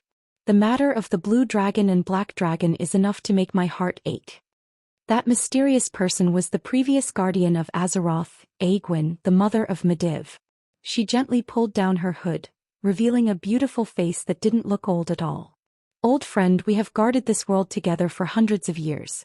I think we have the same attitude towards demons, don't we? Alchstrasse." If Duque were here, he would definitely exclaim that history was completely unreliable. Egwin, who should have been severely injured by Sargeras, held back because she received the warning signal in advance. She was defeated, but she wasn't seriously injured like in history, and could only hide to recuperate. It was just a minor injury, so she had the strength to gather a group of old friends to deal with Sargeras together. 10,000 years ago, it was the combined power of the 5 dragon aspects that created the dragon soul, to teach the invading demons how to be human. 10,000 years later, the Black Dragon King, Nisario, had betrayed the Blue Dragons, the Emerald Dream of the Green Dragons had been corroded, and the Bronze Dragon King, Nozdormu, had disappeared. The Red Dragon Queen Alchstrasse, the only one who could move, still stood up and called for all the dragons to participate in the siege against Karazhan. Faced with Egwin's answer, the Red Dragon Queen raised a new question. "Yes, we can't let Sargeras do whatever he wants, but if Sargeras really has complete control over Medivh's soul and all of Karazhan's power, we'll only die if we attack." Egwin smiled at the Red Dragon Queen's worry. "I had the same worry as you. However, it seemed that we had received unexpected reinforcements. A little fellow had used special means to disrupt Sargeras' senses and communications. He gave me the opportunity to control part of Karazhan's defenses." "Part?" "That's right. The most important anti-air firepower won't be activated." "Alright, you've convinced me for now. If the Red Dragon race falls this time, I'll tear you apart first, Egwin." With that, the Red Dragon Queen left without looking back. "Alas, Alchstrasse, your temper is still so hot." As the Red Dragon Queen left, a beautiful and elegant female figure slowly appeared not far from Egwin. Sky-blue shoulder-length hair, long ears, a moon-white robe, and a dignified and calm temperament. Everything about this mysterious night elf was extraordinary. A huge white tiger accompanied this beautiful night elf dressed like a priestess. Shadow evasion, one of the night elf's signature racial talent skills. This priestess was so powerful that she could even fool the Red Dragon Queen. No, it might not necessarily be fooled. Perhaps Alchstrasse had found out but didn't bother to point it out. Dragons were powerful and proud. There were many things that dragons would not cooperate with other races unless they had no other choice. So the dragons and Egwin were one thing, and Egwin finding other helpers was another. Egwin sighed again. "Thank you for your help." The priestess standing beside the white tiger smiled lightly, revealing a beautiful smile that even the stars paled in comparison. "I'm just helping as an individual. It has nothing to do with the night elves." "Alas, all right, this is at least a beginning." The priestess interrupted Egwin's topic. "There is no beginning and there is no end. Do you want me to repeat myself?" "No need. Get to work." As the priestess chanted, a mysterious power began to communicate with the entire world. The sky that had been bright a moment ago suddenly darkened. The clouds disappeared. The sun disappeared. What appeared in the sky above Karazhan was a bright starry sky. In the beautiful starry sky, In a constellation that was about to be destroyed and burned out, a huge star broke into pieces, disintegrating into countless rays of light that scattered in the dark sky. However, under the guidance of Elun's divine power, dozens of huge star fragments began to approach planet Azeroth at high speed. The blazing light cut through the sky, brutally tore through the atmosphere and fell straight towards Karazhan. The fall of the stars was under control. Under the control of unimaginable power of mortals, the huge meteorite fragment crashed into Karazhan's magic shield with a ferocious power that could destroy the world. The powerful magic shield that could withstand the siege of tens of thousands of mortal warriors for several months failed in less than a tenth of a second under this earth-shattering blow. The shield was easily broken like a soap bubble. The trajectory of the slanted fall, the strong wind pressure, and the ear-piercing whistling sound all announced the arrival of destruction to the master of Karazhan. "Bastard, who is it?" It was only then that Sargeras reacted as if he had just woken up from a dream, and there was an angry roar in the mage tower. Unfortunately, it was too late. The first falling meteorite fragment was the size of a carriage.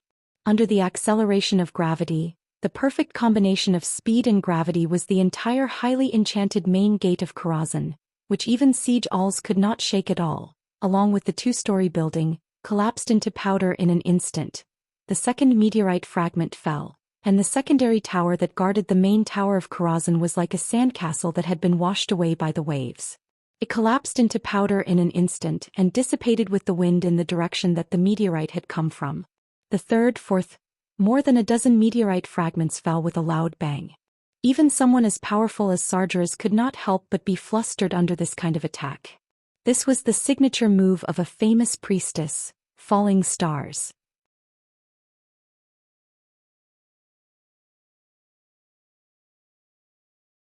Chapter 128. Duque died. Once again. After a few months he had almost forgotten the smell of death. There were some things that he could never get used to, such as dying again and again. In the game, when the team was wiped out while exploring the boss, running to the corpse again and again was not a problem at all. In this real Azeroth, the punishment of death was more terrifying than Duque had imagined. Duque's soul was not in the graveyard near Karazhan, nor did he have the option to give up healing and resurrect in the graveyard. His soul had always been next to his corpse, surrounded by a lifeless scene. The scene of death, which he had once been very uncomfortable with, extended to the end of his vision. In the black and white world in front of him, there were dark gray, almost black clouds floating everywhere. They seemed to be pulled by some invisible force on Sargeras's body. They slowly rotated around Sargeras like a whirlpool, like a slowly rotating tornado. Just as he had feared when he encountered a superior demon, his soul was very easily corrupted and eroded. Now it was bound by the evil power of the Demon King. System notification: you have been killed by the Demon King Sargeras. Due to the image of highly concentrated demon power, your soul power is only left with 70% and your humanity is 60%.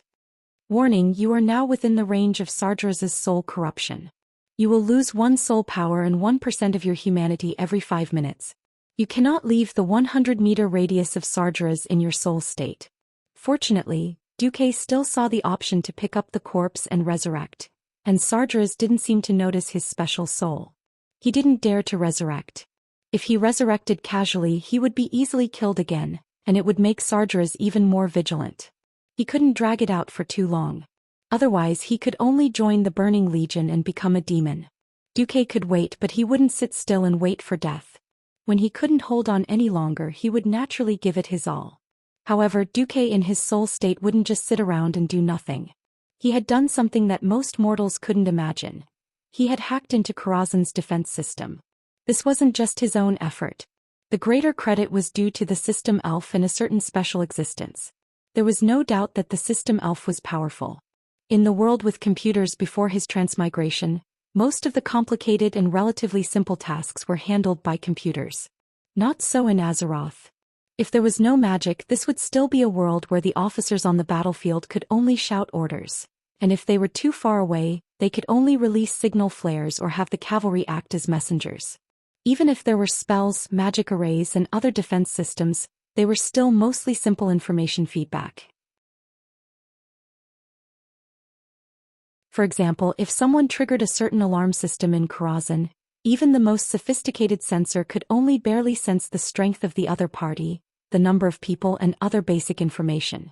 In order to carefully assess the enemy's strength, the mage himself had to use Mage's Eye and other observation methods to confirm it with his own eyes.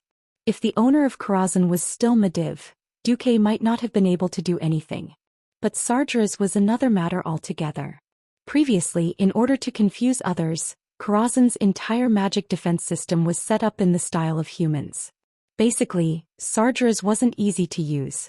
After Sargeras completely controlled Medivh, he didn't have the time to change the entire mage tower to the system that demons were used to, because Sargeras was busy plotting against the 6 members of the Tirisful Council.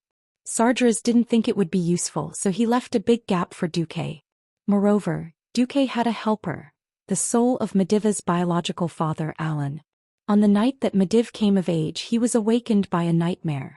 The huge energy in his body began to explode, crossing the astral plane and alarming the priests of the Northshire Abbey.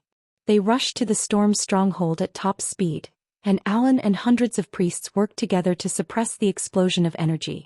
A few days later, the energy suddenly disappeared. Medivh fell into a deep sleep, and his father Nyelos Alan fell to the ground and died from exhaustion. But no one knew that Alan's soul hadn't completely dissipated.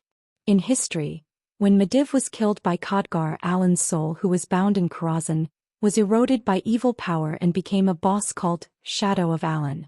Previously, after Duque dealt with the evil hoof, he went to visit Alan's soul. At this moment, Alan was still rational.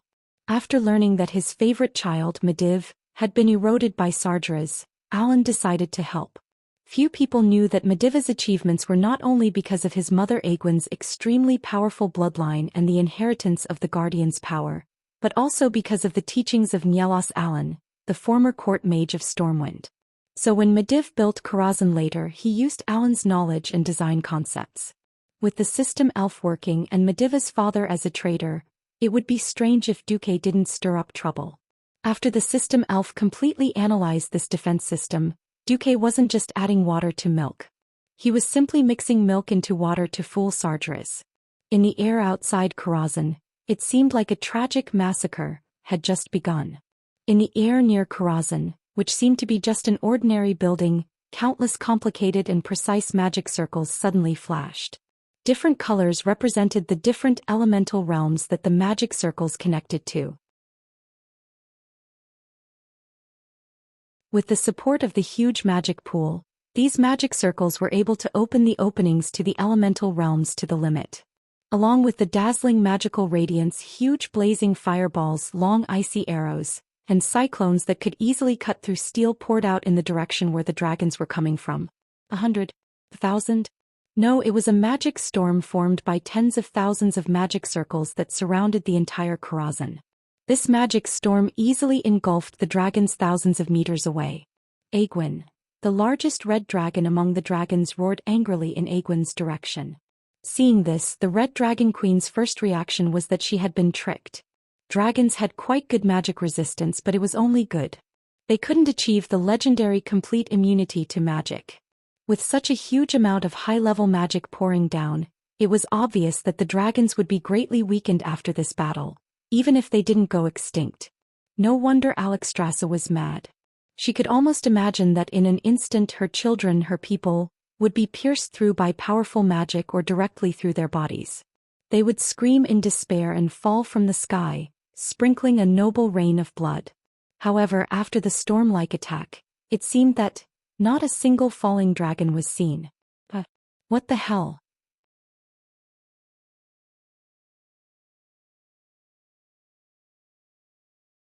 Chapter 129. In a few breaths' time, other than the barrage created by the conventional low-damage magic seals, all the large magic seals shone brightly again. It's coming. Be careful to dodge. Alexstrasza shouted.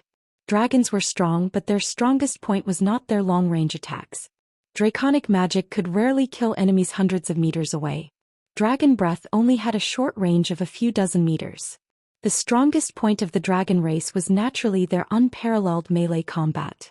In close combat, the dragon race rarely had a match. Speaking of which, even with the support and cover of Goddess Elun's chosen, this distance of nearly 1,000 meters was still a space of death for the dragon race.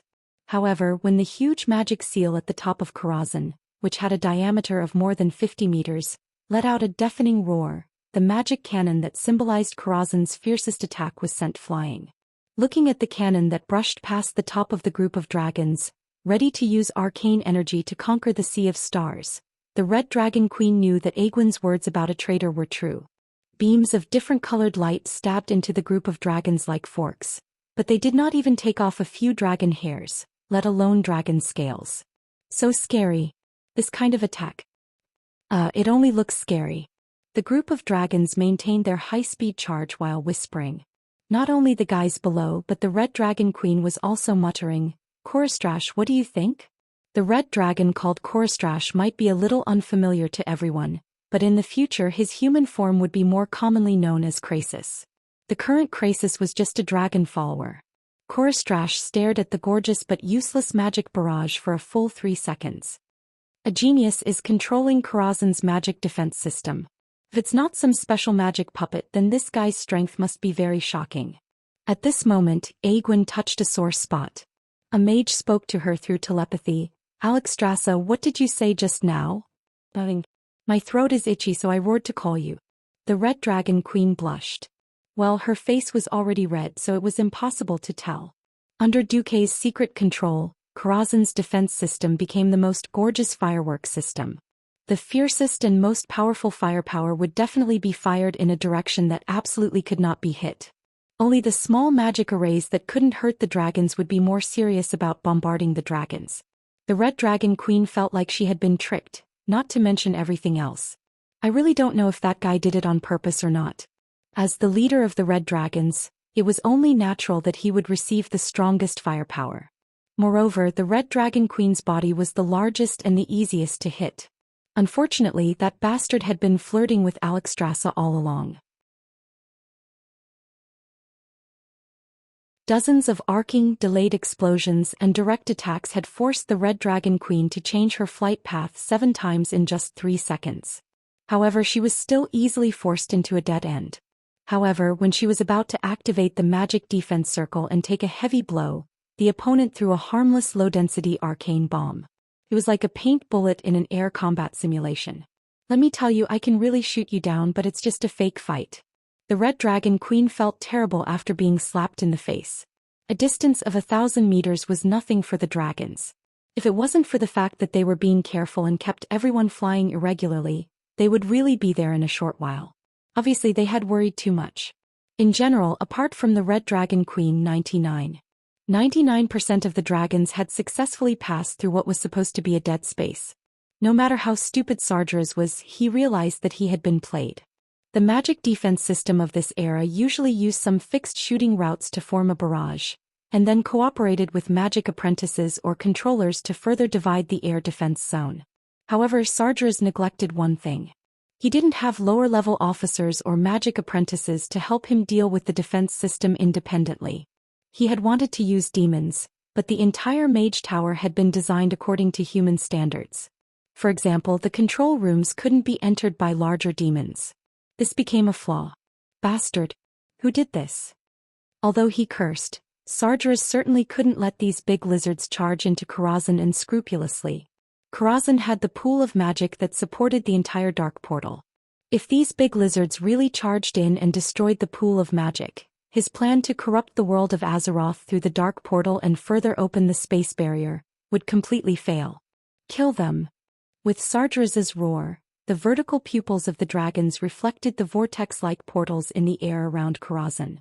They could even see that on the other side of the purple vortex full of chaos and evil, there was a world that had become desolate and dead because of complete destruction.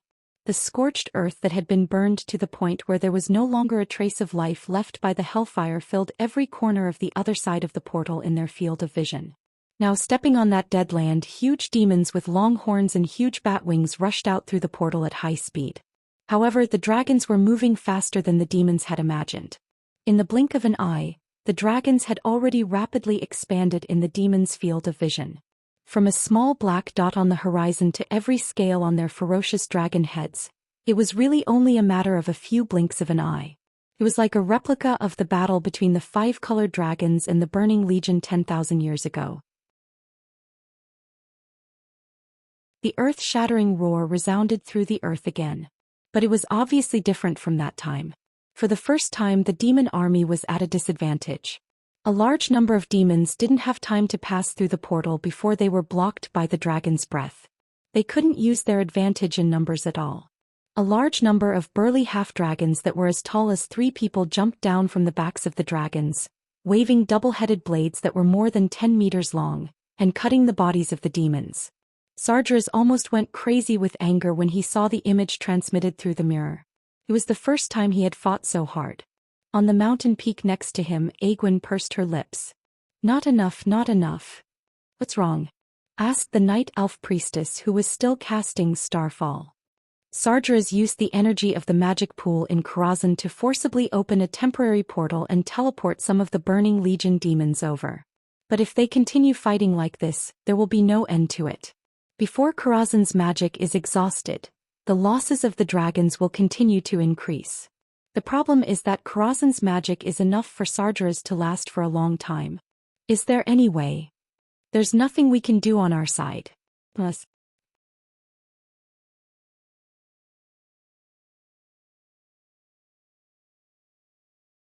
Chapter 130.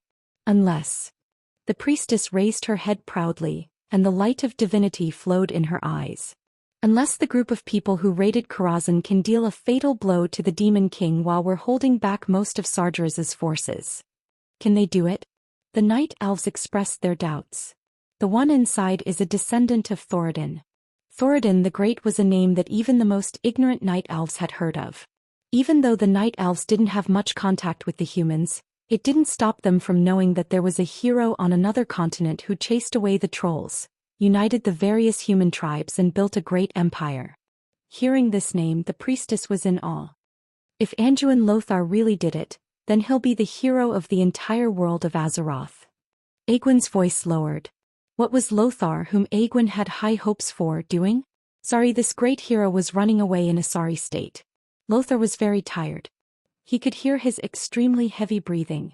The sound of blowing bellows announced that his physical strength had dropped to a very low level. His lungs, which felt like they were not enough no matter how much oxygen he inhaled, could no longer squeeze out more of his physical strength. He took off his helmet, and after the shoulder strap of his armor was accidentally broken, he had to take the opportunity to remove and throw away the armor. He only had time to throw away the well-bound gauntlets and leggings. It couldn't be helped. In front of the golem whose power was beyond human imagination, the word power was meaningless. The only way to save his life was to dodge flexibly. Between the 12 pillars surrounding the workshop, Lothar rolled and crawled to dodge the attacks of the giant golem again and again. Gradually his physical strength and luck seemed to have reached the end. Lothar glanced at his old friend Medivh, the guy who should be called Sargeras now. An evil red light glowed in the eyes that were sunken into the sockets. Its white teeth seemed to be ready to devour people at any time. Its withered body that did not have a trace of life aura was even more frightening. Sargeras ignored Lothar and muttered a series of demon incantations that Lothar did not understand. He didn't know if this was the incantation to maintain the door of darkness or something else. Looking at Garona, who was still twitching on the ground, and Duque's corpse, whose blood had gradually turned cold, Lothar's will to resist did not weaken at all. But despair had unknowingly gripped Lothar's heart. In front of the leader of the Burning Legion, Sargeras, the little power of humans was too insignificant. They couldn't even be considered a mantis trying to stop a chariot. Even if Lothar guessed that Sargeras had been pinned down, what else could he do? He couldn't even escape the giant golem's pursuit.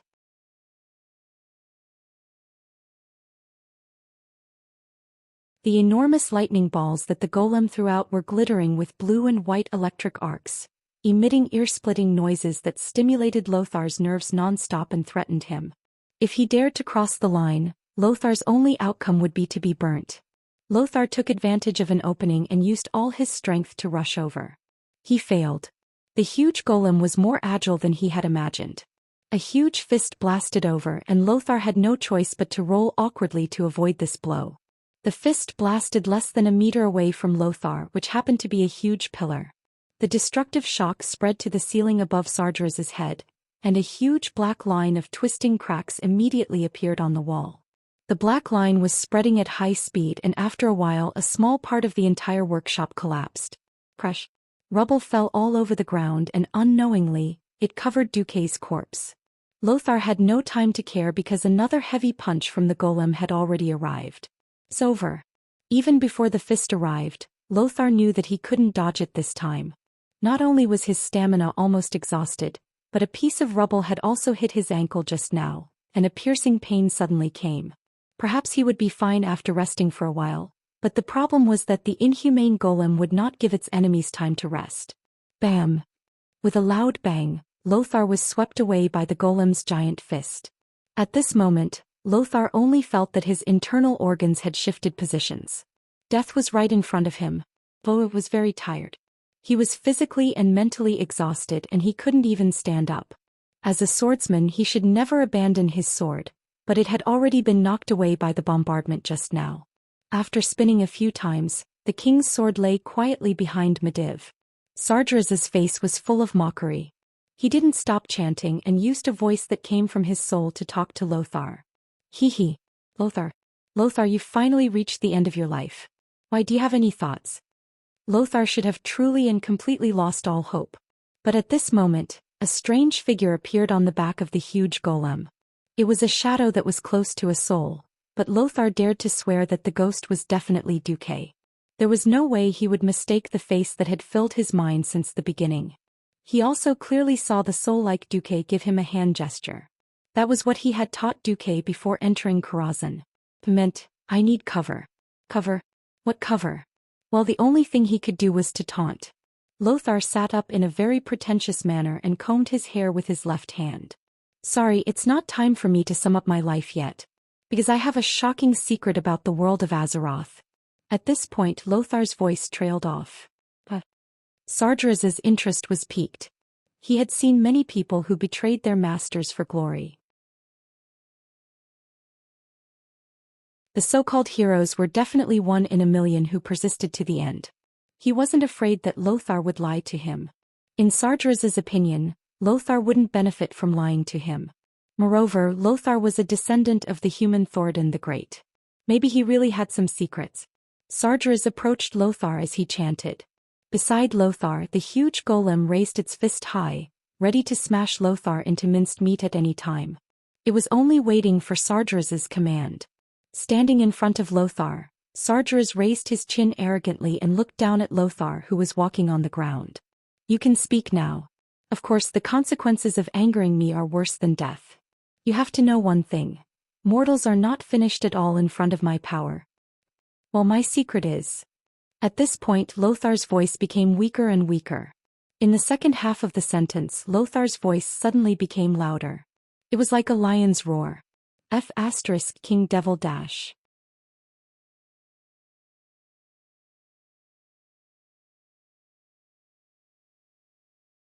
Chapter 131. After shouting, Noxus really didn't have any strength left. Ever since he saw that Duque, who he didn't know if it was an illusion, appeared again and gestured to him that he was done, he went all out. Sure enough, as soon as he finished speaking, a middle-aged ghost in a Stormwind Court mage robe suddenly appeared on his left. Without saying a word, he directly shot an ice arrow at Sargeras. Sargeras was also stunned. Who is he? But in the next moment, the memory from Medivh told Sargeras who this strange ghost mage was. Nielos Alan. Medivh's biological father. This is really a ghost. Why is Alan's soul here? Why does he have the ability to release magic? A series of questions further disturbed Sargeras' attention. Of course, this was not fatal. Almost subconsciously, Medivh, who was possessed by Sargeras, instantly opened a magic shield. In the face of the highest level of magic, low concentration of magic was nothing at all. Alan's attack could only surprise Sargeras for a while. However, no one would have thought that the mastermind of all this was Duque. Knowing that Sargeras was so difficult to deal with, would Duque only arrange one killer move? Without any reason, the golem's lightning-covered fist came crashing down. The moment the golem moved, Sargeras didn't react. Because in his mind, The golem was automatically protecting its master. He didn't think the golem's attack could cause any real damage to Alan. But after figuring out that Alan was actually a spirit, Sargeras had more means to deal with this Medivh's biological father. Huh. The eyes of Mediv, who was controlled by Sargeras, suddenly flashed. It was a frightening light. Because Sargeras was shocked to find that the golem's fist actually changed direction in the air and blasted straight at his head. What the hell? Sargeras had to make a second reaction in such a short time. He even interrupted Medivh's incantation and summoned 2 huge flaming arms at the cost of magic backlash. It was a pair of huge flaming arms the size of a carriage. The flaming arms, half real and half illusory, burst out from Sargeras' left and right sides. The hands crossed their fingers and caught the golem's heavy punch, which was originally enough to smash Medivh's body into minced meat. Phew. Sargeras was also shocked. The moment the crisis was over, he couldn't help but heave a sigh of relief. At the same time he thought to himself, what's wrong with this garbage golem? I must tear it down when I have time. Just then an unprecedented sense of danger spread through Sargeras' consciousness. Behind him, the Demon King was indeed the Demon King. He had clearly suffered a series of attacks and he was already too busy. Even at this time he still had a reaction. He almost subconsciously prepared to use the mage's signature skill, Flash, which could instantly transform his body into arcane energy and teleport him more than 10 meters away.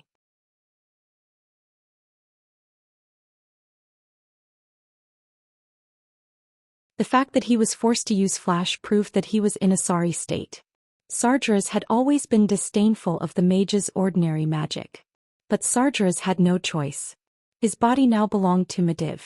The mage's frail body couldn't take a beating at all. If Medivh's body was destroyed, he would also be in big trouble.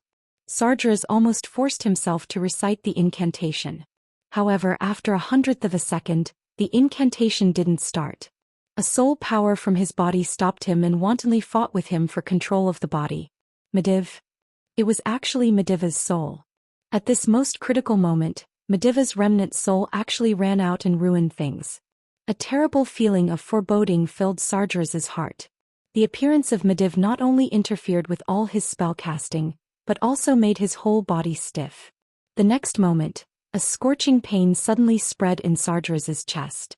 What? Sargeras' neck was like a rusty machine. With great difficulty he lowered his head and looked at his chest. There. A blade that emitted a dazzling golden light pierced through the center of Medivh's chest. It was stained with human blood that contained the energy of the fallen titan. An incomparably strong holy aura was spreading through Medivh's body at an unimaginable speed. No! Sargeras let out an earth-shattering roar. His magical voice even made the entire Karazhan and the surrounding areas tremble. Around Karazhan, the battlefield that had been fiercely fighting fell silent. The demons that were fighting raised their heads in shock, and cold air flowed between their sharp teeth. The dragon let go of the demon's mouth and raised its head. The half-dragon, who was being suppressed, also raised its head and looked at the highest level of Karazhan. The red dragon queen Aegwyn and the night elf priestess also had clear ecstasy in their eyes. Everyone could tell that Sargeras had been hit. This heart-wrenching sound was accompanied by the rapid weakening of the magic transmission from the various portals on the battlefield, as well as the disappearance of the magic light on the Karazhan Mage Tower, which hadn't weakened since the beginning of the battle. Everyone realized that Sargeras was done for. Although they didn't know who did it, it was obvious that a certain existence had given Mediv, who was possessed by Sargeras, a fatal blow. Lothar's pupils suddenly shrank. He couldn't believe his eyes. Holding the hilt of the sword, the person who appeared behind Mediv was actually Duque. It wasn't Duque's ghost but Duque. Had he seen a ghost? Or was it that he was already a dead man, and his soul was preparing to accompany Duque on his journey? Lothar's heart was in a mess. Originally, Lothar didn't believe that Duque's ghost could do anything. He was just trying to make a desperate attempt. Now Lothar was a dead man and he was treating him like a living person. Anyway, Duque was on his side and his situation couldn't get any worse. He would take a gamble. A true hero never lacked courage and was more willing to give hope to someone he trusted. Lothar had cooperated with Duque purely because of this mentality. Who would have thought that Duque would actually come up with a chain of tricks and kill Medivh, who was possessed by Sargeras, in one fell swoop? This was simply beyond imagination. Wasn't Duque dead? Time and space seemed to have completely frozen. Duque's face was cold and he had no intention of relaxing at all. The king's sword, which should only be used by Lothar, the descendant of Thoradin the Great, burst out waves of dazzling brilliance in Duque's hands. This was the power of humans. The will of Thoradin the Great and the other human sages. It represented the will of humans that had been passed down for thousands of years, and the indomitable will to survive on this land. It could be said that, in a sense, this king's sword was a collection of human consciousness. Now, at this moment, Duque had used this sword to stab Medivh to death.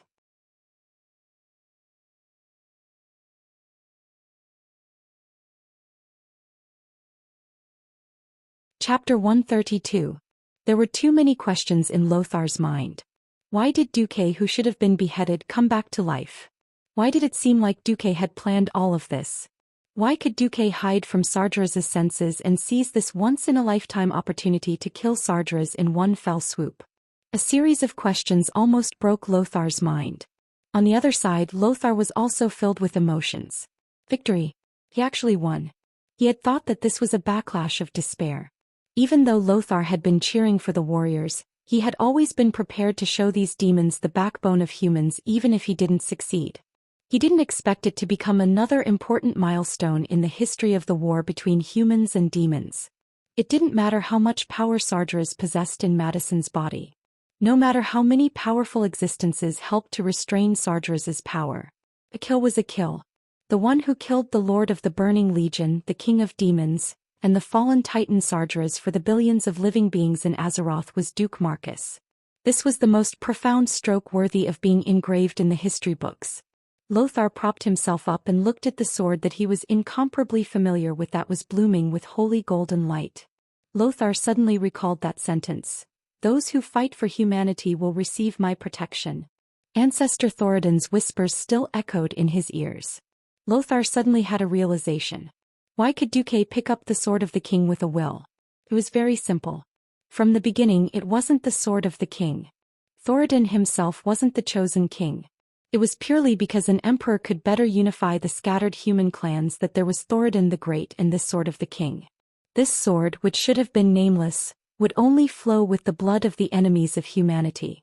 It only fought for humans, so anyone who held it was destined to bleed only for humans. If one day the sword-bearer betrayed the ideals inherited from the ancient kings, then the sword-bearer's life would definitely wither. However, the stars of the ancient sages and kings would still rise and continue to shine upon the Azeroth, protecting the human race for generations to come. Noxus might have many questions, but he suddenly realized that these questions were no longer important. Everyone had their own trump cards and secrets. Duque had picked up the king's sword. This proved that Duque was a hero recognized by all the ancient kings. Gazing at the golden light on the sword, Noxus' eyes blurred. He seemed to have heard an ancient battle song from more than 1,000 years ago, majestic and impassioned. This was the belief passed down by the late Emperor Thoradin to all human descendants. This was a legacy that had transcended thousands of years. This was humanity's will to strive to become stronger in this land full of cruel competition. Looking at Duque's young face, Lothar, who was in his 40s, suddenly felt a little old. But it's good to be young. Wait a minute. Young? It was supposed to be a happy ending of defeating the evil superboss, but Lothar was shocked to see that Duque's face was rapidly growing. No, it was rapidly aging. Almost in the blink of an eye, Duque's face grew from a childish 14-year-old to a 16-year-old, 17 years old, 18 years old. No, this wasn't growing. This should be some kind of extremely vicious curse that Sargeras cast before his death. He was using the last of his strength to counterattack Duque. Just as Duque held the sword with both hands and forcefully stirred and tore Medivh's heart, Sargeras raised his left hand and backhanded Duque with a mysterious black energy pattern. Sargeras' roar before his death proved this point. Duke Marcus, do you think this is the end? No. I'm immortal. I'm immortal. But you have to pay for hurting me. Sargeras' furious voice reverberated throughout Karazhan, and even the entire Upwind Trail area. At that moment, Every human, elf, and giant dragon who participated in the attack on Karazhan heard the name of the hero who killed Sargeras. They were happy for Duque. They were also worried for Duque. That was the counterattack of the King of Demons. Who dared to say that they could withstand it? The horror of demons wasn't just their incomparably strong combat power, but also their strange, terrifying curses that were impossible to guard against. If they were not careful, even a dragon with an incomparably strong body would die tragically. The other dragons could only watch helplessly as their companions died in pain and despair. Not to mention the frail humans. In fact, even Duque himself was regretting it, let alone the others. Damn, why did I have to deal the final blow? Damn it, is Khadgar's tragedy going to happen to me? At that moment, Duque's heart was filled with tears. Before he killed Medivh, who was possessed by Sargeras, Duque had been thinking about how to kill old Max. Now that he was dead, Duque suddenly realized another rather important matter. In history, Khadgar had ambushed and killed Medivh, and he had also been cursed by Sargeras before he died. Khadgar's life force had been sucked away. That was why there was Khadgar, who was clearly young, but had a face full of white hair. While time seemed to have frozen, Duke's mind was filled with hundreds of thousands of curses. I didn't think that Khadgar would die for no reason, and I, who replaced Khadgar as the hero who killed Sargeras, would also be cursed by this disgusting curse. He thought about how he, who had clearly been a young man before and after transmigrating, was actually going to become a little old man. Although a certain someone had said, a real man will always be loved no matter what he turns into, but, whoever wanted to turn into an old man could do it themselves. Don't look for me. Alright, even if in his heart, Duque had already flipped the table in anger no less than 1,000,000 times. In reality, only a blink of an eye had passed. Duque didn't dare to let go at all. He continued to pour his mental strength into the king's sword. As long as Sargeras wasn't completely dead, Duque couldn't relax for even a moment. Otherwise, if he allowed this demon king to catch his breath, all of humanity would be dead. He could only watch as the black ray of aging shone on his face. He could only helplessly let Sargeras's curse suck away his life force. This feeling of his body being hollowed out was terrible. Suddenly, an absolutely unexpected figure used his hand to block the trajectory of the black ray shooting towards Duque. Nyalas Aaron, the soul of Medivh's father, had used his soul body to block the attack for Duque. Duque's facial muscles froze.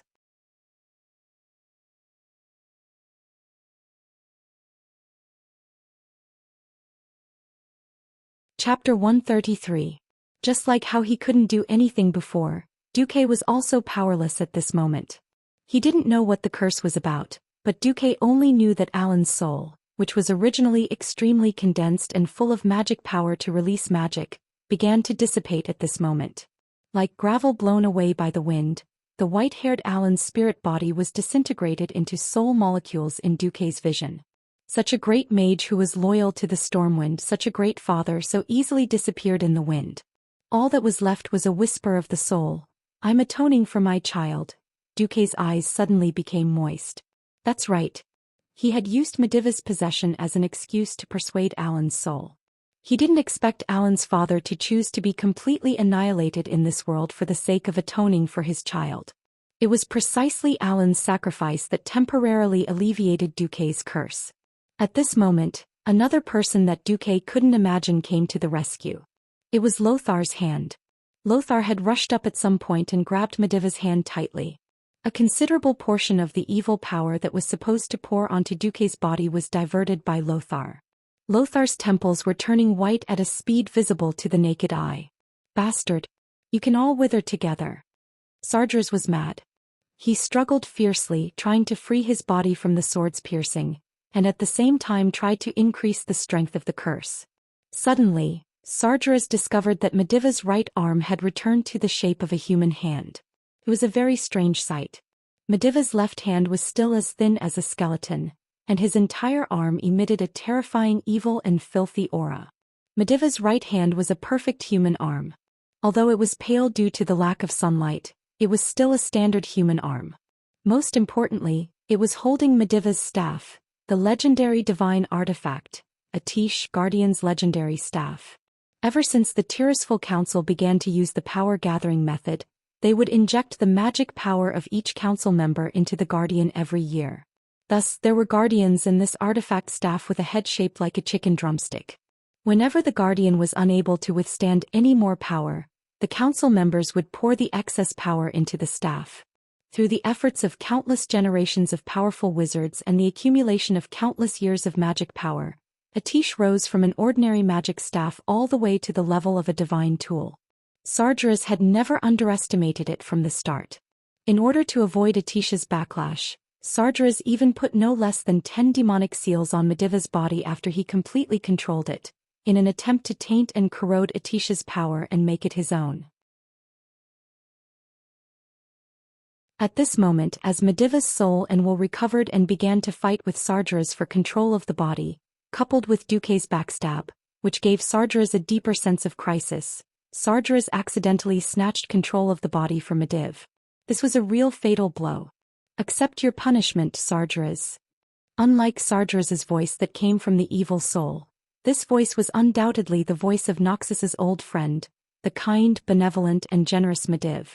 With this roar, the hearts of every living creature within a radius of dozens of miles palpitated inexplicably at the same time. One by one they raised their heads and looked at the highest point of Karazhan. There they saw 3 figures that were almost entangled together. Normally it was impossible to see through the solid outer wall, but the light that bloomed from these 3 figures was so intense that it even penetrated the wall, making it easy for every existence to see their movements. The intense battlefield suddenly fell into silence. In the sky, the sun and the moon were dim. The wind stopped. The clamor on the battlefield also stopped. The entire world seemed to have calmed down, opening up a path for one existence. His name was Mediv. Mediv first closed his eyes, and when he opened them again, all the demonic aura in his pupils had faded, leaving only clarity. But at this moment, Sargeras, who had been paying attention to Duque and Noxus, finally noticed something strange. The air was filled with a holy smell that he was both familiar and hated. It was as if he had traveled through time and returned to the Pantheon's holy hall 25,000 years ago, where he was constantly questioned by the Titans. No, Sargeras suddenly realized that his soul was being squeezed out of Mediva's body. The laws in the surrounding space were deviating, and the demonic power was being pushed out. An even more powerful and incisive power was descending. It descended with unparalleled might, dominating everything and eliminating all opposing powers. Of course, this included Sargeras's power. This is impossible, Sargeras exclaimed. At the same time, Duque determined through the system that the one who had the upper hand was Mediv, so he decisively stopped the input of his mental strength and reduced the power of the king's sword. His incomparably astute action earned him a grateful look from Mediv. Even though his chest was still pierced by the long sword, even though Mediva's life force was rapidly draining from his chest, Mediv, who had regained control of his body, was still the guardian Mediv revered by the people. Mediva's body was returning to a human body at lightning speed, and Sargeras's ugly soul was being forcibly stripped from Mediva's body by the power from Atish. Fall into the abyss forever. With an ethereal cry from Mediv, the divine magic staff in his hand, Atish bloomed with a strong light that was as dazzling as the sun. The next moment the entire staff exploded. It wasn't just Atish. Even the magic pool in the workshop and the protective shield of the entire Karazhan all exploded at the same time. The incomparably huge magic explosion caused a terrifying shockwave that instantly destroyed more than half of Headwind Trail. Dragons that weighed dozens of tons were directly sent flying, and the half-dragons and demons that weighed more than a ton were even less than ants. They were blown to some corner. The residences that were originally built on the streets next to Karazhan turned into dust in the blink of an eye. The turbulence filled with high concentration of arcane energy spread further along with the strong wind caused by the shockwave. The few trees in Headwind Trail were all charred black in an instant. The land closest to Karazhan was like a 1,000-layer cake, squeezed layer by the shockwave. With Karazhan as the center, it was squeezed out in all directions. The earthquake caused by this terrifying explosion wasn't just felt in the Twilight Forest. Even a small half of the Elven Forest, which had become an orc-controlled area, could feel the tremors.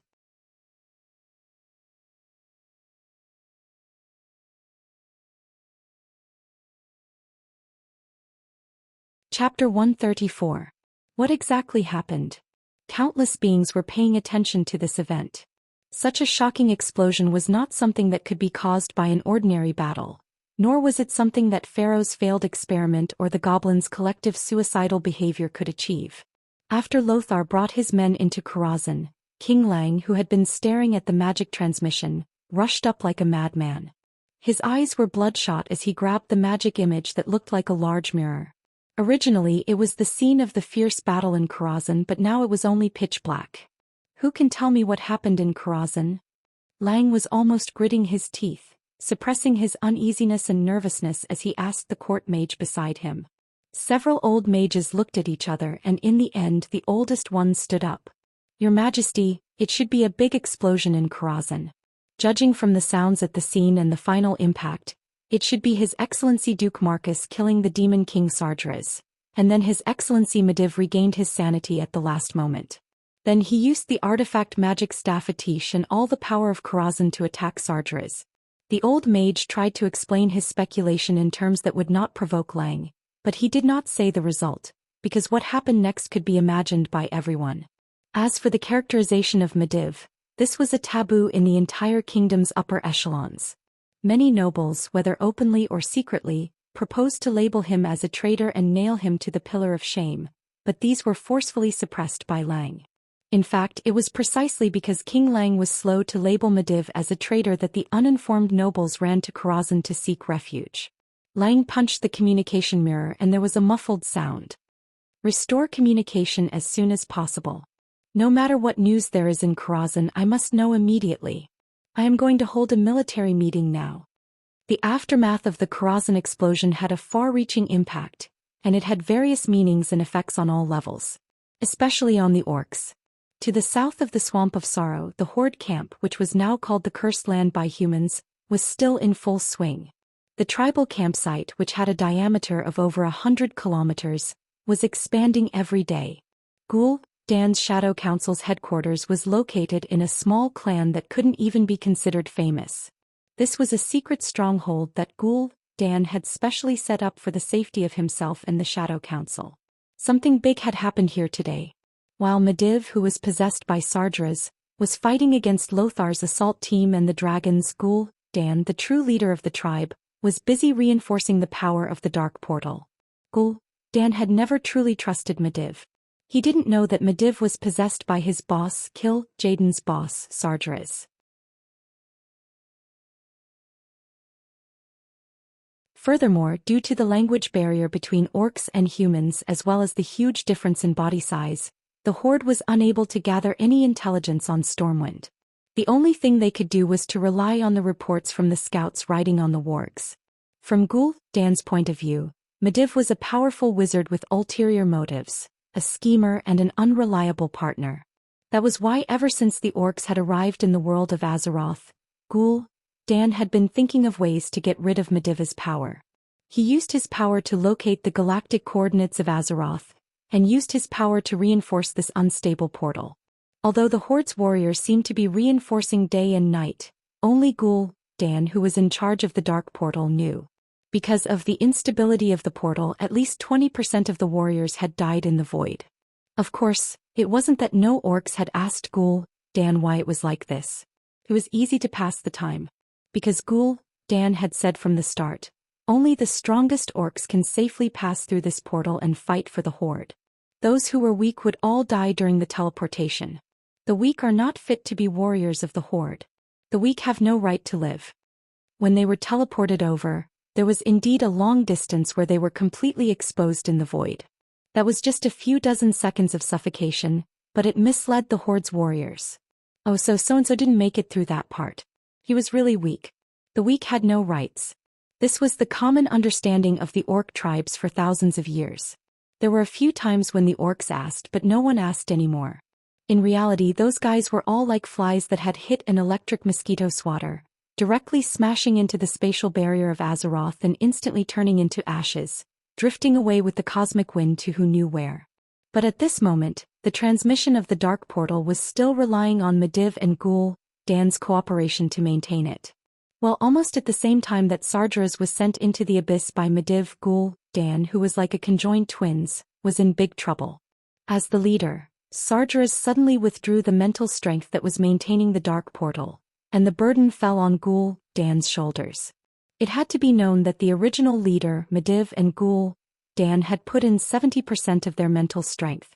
This time, a mental shock that was 1,000,000 times more terrifying than an ancient tsunami suddenly rushed into Ghoul, Dan's spiritual sea.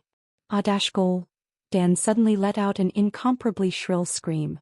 He covered his head, curled up like a shrimp and fell to the ground unconscious. The boss who controlled the entire situation had fainted for no reason, and the entire Shadow Council was in chaos. The chaos behind the orcs didn't affect the orcs' actions on the surface.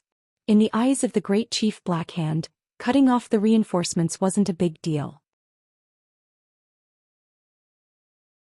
According to the ratio of casualties in most battles between orcs and humans, it really wasn't a big deal for one orc to fight 10 humans. The hundreds of thousands of orcs in front of him were enough to destroy all humans. The Horde's offensive showed no signs of stopping. Duque didn't know about the changes between humans and orcs. After who knew how long, Duque woke up. Cough, cough, cough. Hey, Uncle Noxus, are you dead? If you're dead, make a sound. Smoke and dust filled the air and debris covered the ground. The dissipating arcane energy mixed with a small amount of evil aura, making the top floor of Karazhan so dark that one couldn't even see their fingers. Humph. Noxus' voice came from not far away. Rascal, I won't die even if you die. Also, I hope that the people who have gone through life and death with me will call me by my name in the future and not my surname. Andoan, I actually just told you to make a sound, I didn't tell you to say so much. But judging from your voice, it seems that you really won't die. In fact, Duque's body was sore now. It wasn't because of physical injuries, but because of the chaos in the arcane circuits in his body caused by the explosion. Hey, where's Garona? Garona? Noxus called out a few times but there was no response. Noxus then asked tentatively, do you know how Medivh is? A weak voice sounded. Oh, old buddy, I'm not the first one to ask after the explosion. I'm so sad. Huh.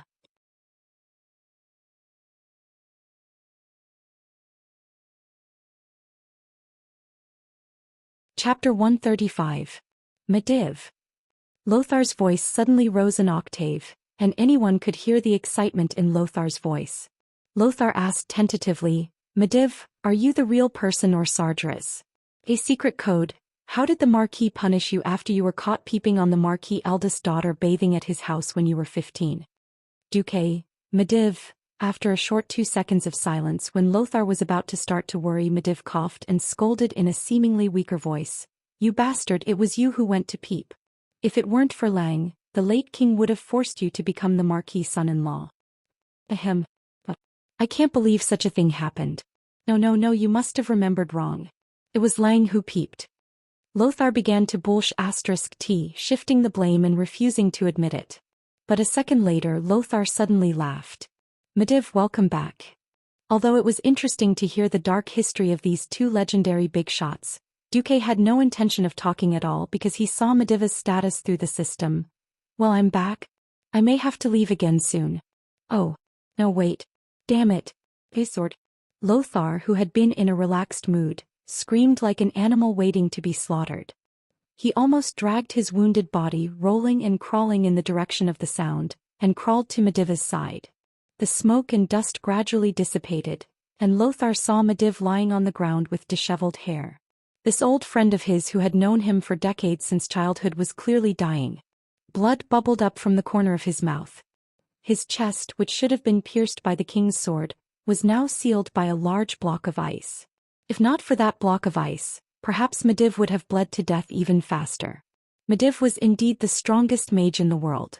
Perhaps Medivh, who had inherited Aegwyn's power as a guardian, would have a lifespan of hundreds or even thousands of years like his mother, but most people forgot that he was still immortal. Injuries hurt and severe injuries could also kill. Oh no, I've brought a priest with me this time. I'll go look for him now. Despite knowing that the chances were slim, Lothar was unwilling to give up. Apart from being righteous, Lothar was also a person who valued friendship. After confirming that Medivh was no longer the demon that harmed the world, He quickly regarded Medivh as his closest partner. The evil deeds that Medivh did when he was possessed were all forgotten by Lothar. There's no need for that. Medivh suddenly stretched out his left hand to grab Lothar's arm. My biggest injury is the collapse of my magic circuit. At this time even the creation titans can't save me. The surrounding air suddenly became deathly silent. Medivh continued to speak in a weak voice. Ando, remember to thank Duque. If not for his fatal blow, I would never have had the chance to get my body back. If not for Duque stopping at the crucial moment, I wouldn't even have been able to free myself to protect you after knocking Sargeras down into the bottomless abyss. Not to mention the time we have left to reminisce about the past.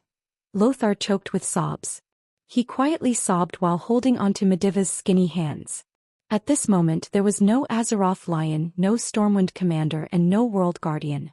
There was only a pair of good friends who were about to be separated forever. Idiot, do you think I'm the kind of person who's unreasonable and emotional? Alright then, I'll arrange things first. Medivh beckoned to the void with his more intact right hand. Duque, come here for a moment. Stepping on the rubble, Duque's figure appeared in front of Medivh and Lothar. Duque's mood was very complicated. For a player, this was undoubtedly the time to defeat the boss and obtain the reward. But as a transmigrator, he knew that there was a high chance that the secret of his immortality had been seen through by Medivh. Because he had been directly resurrected behind Medivh, who was under Sargeras' control. As long as Medivh still had his memories, the disappearance of the corpse, the mysterious flowing light that surpassed magical power, and the sudden appearance of a complete body, it was impossible to hide from Medivh. What if Medivh were to bite back? Perhaps he would no longer be able to establish a foothold in the entire Azeroth human world. Mutants. A mysterious life form similar to a demon. Thinking of all the possibilities, Duque felt a chill in his heart. The problem was that he didn't even have the chance to flip the table and kill Medivh in advance. As early as when he was looking through the battle records he saw the words Aegwynn. Now the previous Guardian Aegwynn, the Red Dragon Queen Alexstrasza, and the Writing Priestess who was actually one of the leaders of the Night Elves, Tyrande Whisperwind, such a large group of powerful people were all outside Karazhan. Why would he flip the table? Duque was uneasy. Seeing through Duque's uneasiness, Medivh smiled. It was the smile of a kind elder. No need to hesitate, my child. Everyone has their own secrets. You were able to obtain the approval of Soradin and the other ancient kings, and use that sword to stab me to death when I was possessed by Sargeras. This has already proven your heart. Believe me, Lothar and I will take this secret of yours to the grave. Even the torture of your soul won't be able to get anything out of it. If anyone finds out in the future, you can say that I taught you a little trick. When Medivh said this, Lothar suddenly raised his head and nodded at Duque with a resolute gaze. Duque secretly heaved a sigh of relief. Medivh's smile was still bright.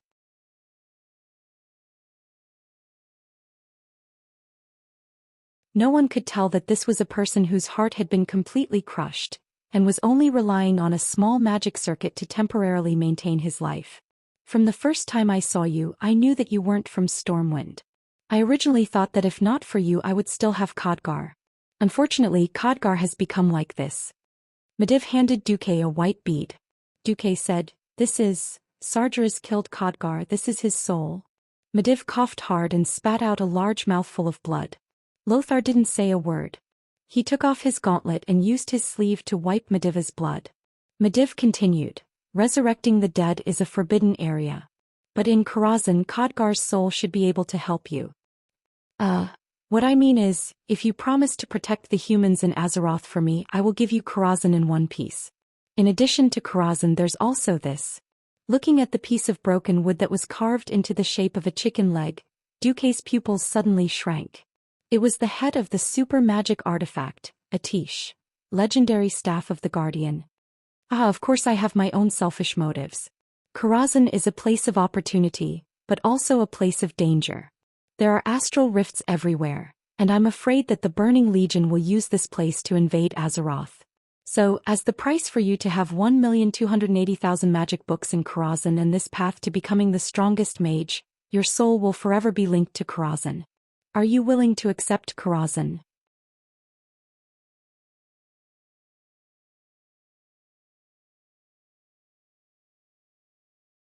Chapter 136. Krazan. Just hearing this grand name was enough to make Duque's heart skip a beat. It was not only because Krazan was the most popular, unique and popular dungeon in the game before Duque's transmigration, but also because of Krazan's own value and status. Needless to say, more than 1 million magic books were a shocking fortune to any force on the continent. Not to mention more than 1 million books, even 100 books were enough to set off a bloodbath outside. With these magic books, and with the help of the system, it could be said that the biggest obstacle on Duque's path to becoming a supreme mage had been removed. And Krazan's status was transcendent. To the north was the Daoist and to the south was Krazan. This was the current situation in the field of magic on the entire continent. Krazan, which Medivh controlled, was enough to compete with the Daoist, which had thousands of mages. This was because of the books and special experimental conditions in Krazan, and also because of Krazan's insane magic defense ability. This time it was not Duque cheating. Just the automatic magic defense system of the Mage Tower could reduce the number of red dragons in this world by at least 1/3. And this was the most idealistic estimate. If Duque had been in control from the beginning, if he was really ruthless, it was estimated that other than the Red Dragon Queen Alexstrasza, no red dragon would have been able to escape alive. The most important thing was, of course, the astral rift in Krazan. No one knew better than Duque how history would develop in the future. Draenor, or what the people of Azeroth called Outland, or what the orcs called Our World. This planet, inhabited by orcs and Draenei, was absolutely an obstacle that could not be avoided. Thinking of the war that would break out in the future if possible, Duque absolutely did not want to completely rely on this dark portal that had been dug into the ground as his only lifeline in the future. There was no reason to refuse, be it public or private. The only thing that made Duque hesitate was Medivh's words. Your soul will forever be linked to Krazan. Something like an earthbound spirit or something. It sounded so terrible that it could die. However, Duque's hesitation was relieved by a series of explanations from the system elf. Congratulations on successfully assisting Medivh in banishing the souls of the Lord of the Burning Legion, the fallen Titan and the demon King Sardras into the endless abyss. Your personal reputation with Medivh, Lothar and Aegwynn is worship. Your reputation in the Red Dragon Army is worship. The Medivh wants to give you all of Krazan. In exchange, you will be bound to the highest level of soul with the Krazan Mage Tower. You will not be able to own any other Mage Tower. You will no longer be accepted by any mage organization. Highest soul binding.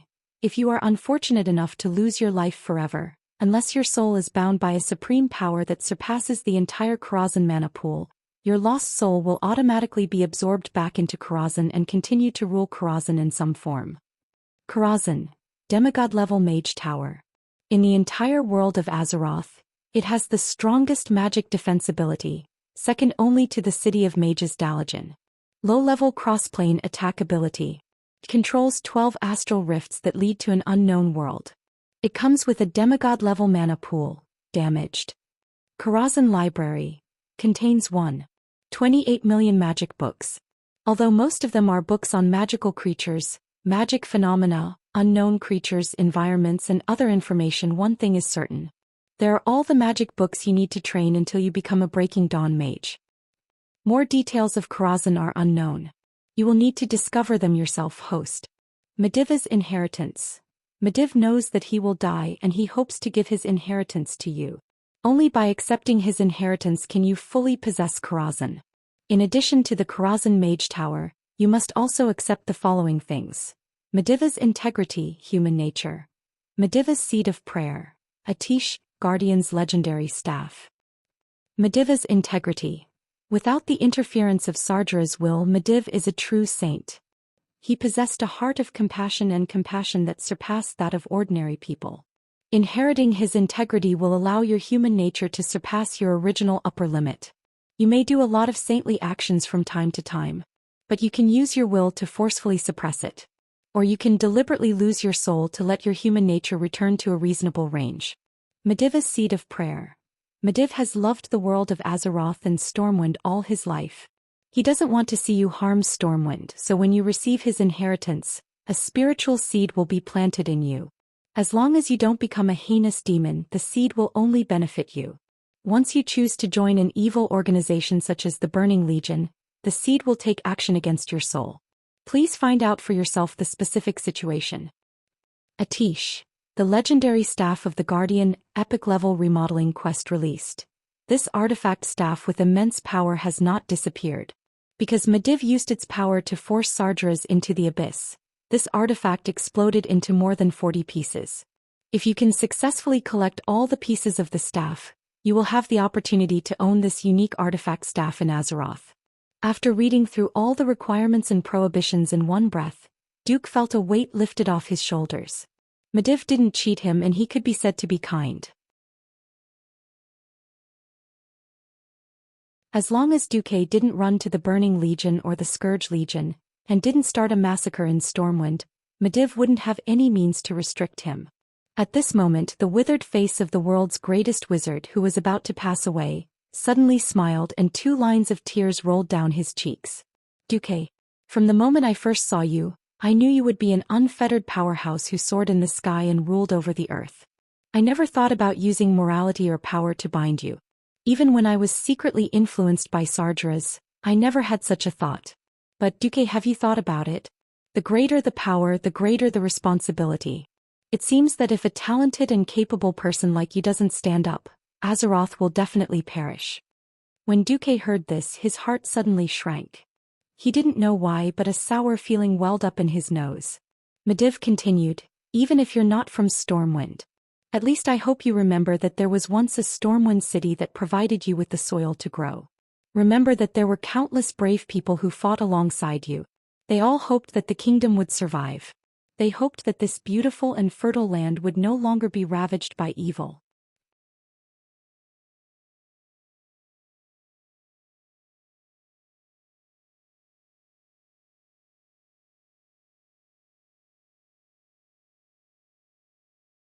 Chapter 137. Duke, I'm begging you to. Lothar couldn't help it anymore and spoke with red eyes. Duque stared blankly at the dying Medivh, and also at Lothar, the Lion of Azeroth, who was about to cry in front of him. In his impression, Anduin Lothar was a hero with infinite loyalty and courage. Even when his country was destroyed, even when his 2 childhood friends died one after another, even when his own son died on the battlefield, he never showed his weak side. He was still like a flag, leading the Stormwind, leading the 7 kingdoms, and even leading the entire alliance to victory in the future. Lothar was a hero with an iron will that would never admit defeat. However, the current Lothar was no longer the strong image in history, but it gave Duque a more realistic feeling. Yes, this was the living Medivh and Lothar. This was the real Stormwind. This was the Azeroth that countless heroes forged with blood and fire. Duque nodded gently. "There's no need to say anything. I will fulfill your wish.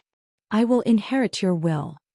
I once told His Majesty Rin, if the destruction of Stormwind is inevitable, then I will change it for you personally. Now, although I haven't completely done it, I believe that with our efforts, the future of this kingdom's destruction has begun to be reversed. If inheriting your power and wisdom and fighting for the survival and hope of all mankind is my fate, then my choice is to accept." When Duque finished speaking in one breath, both Lothar and Medivh trembled as if they had been electrocuted. Medivh gently pressed on Duque's hand. "Duque, as the new master of Karazhan, can you please bring in a few old friends from outside? I can still hold on for a while." Although the circulation of mana in the temporary magic circuit in Medivh's body was getting weaker and weaker, it seemed that what Medivh said was true. Duque decisively took over part of the authority that Medivh had handed over and opened the barrier of the mage tower that was still in operation in Karazhan. Medivh's voice rang outside the tower. "Mother and a few of my old friends outside, could you come in for a moment?" The few mighty figures outside the Magus Tower who were nervously observing the situation exchanged a glance. The Red Dragon Queen flapped her wings and carried Aegwynn and Tyrant up. Several minutes later, not only the 3 of them, but also Windsor and some of the remaining soldiers arrived at Medivh's side. People surrounded the city in a dense mass. Aegwynn, on the other hand, knelt on the ground and hugged her son, letting Medivh's head rest on her thigh. Even though 800 years had forged her strong and firm will, at this moment she was just the mother of a child, no different from the millions of mothers in the world. Ignoring his mother's tears, Medivh spoke in a weak voice. I, Medivh, former guardian of Azeroth, chief archmage of the royal court of Stormwind, declare in front of all the ladies and gentlemen present that my last wish is to pass on the Karazhan Mage Tower and everything within it to Sir Duke Marcus. Beside him, Lothar, who was supported by Windsor, also spoke. I, Anduin Lothar, 7th leader of the Brotherhood of the Iron Horse, Sir Stormwind, commander of the Stormwind Royal Knights, hereby confirm Medivh's last wish. I will convey his last wish to His Majesty King Lang Rin. When His Majesty completes the confirmation, Karazhan will officially complete the transfer of fief. This moment was destined to be forever fixed in the memory of all the spectators. Time flew.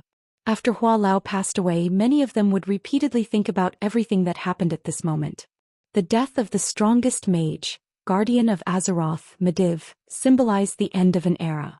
And Duke Marcus's inheritance of Karazhan symbolized the beginning of a new era. Under the witness of so many people, Medivh used his weak fingers to draw an unknown symbol on Duke's palm. Duke could only feel that there was an endless amount of knowledge surging into his spiritual world like a tsunami. Perhaps at this moment he still could not digest this knowledge, but Medivh had already very considerately helped him pack up and seal this knowledge.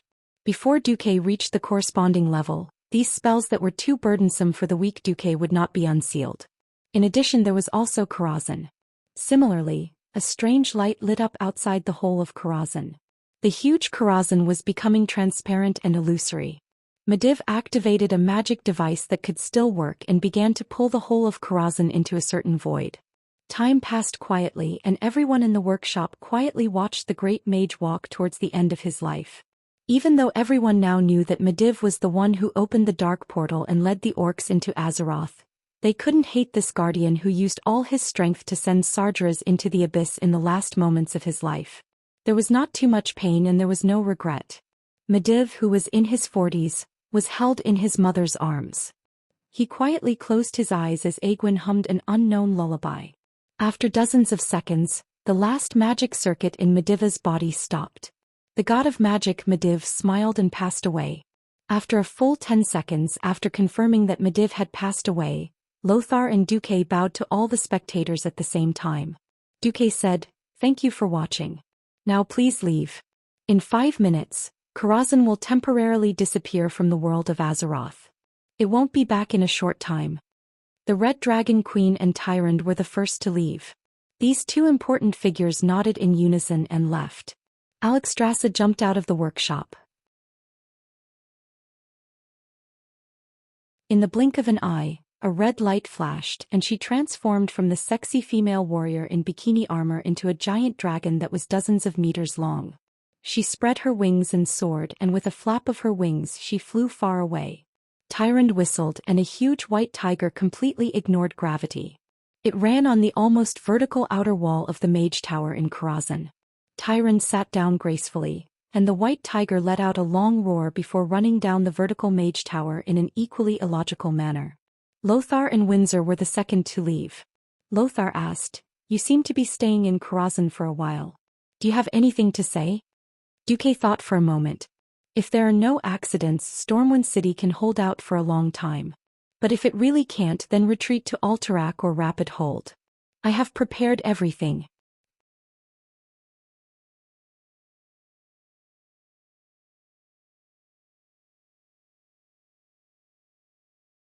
Chapter 138. Windsor looked at Duke, hesitating to speak. Duke spoke first. "I've proven myself. Now it's time for you to prove yourself." With that, Duke threw the King's Protector to Windsor. "Its name is the King's Protector," Duke said with a double meaning. Windsor's body trembled. He stood at attention, holding the sword in his left hand and punching his chest with his right. "I, Reginald Windsor, swear on my life that I will not let you down." Lothar frowned. "Duke, is there anything I need to know?"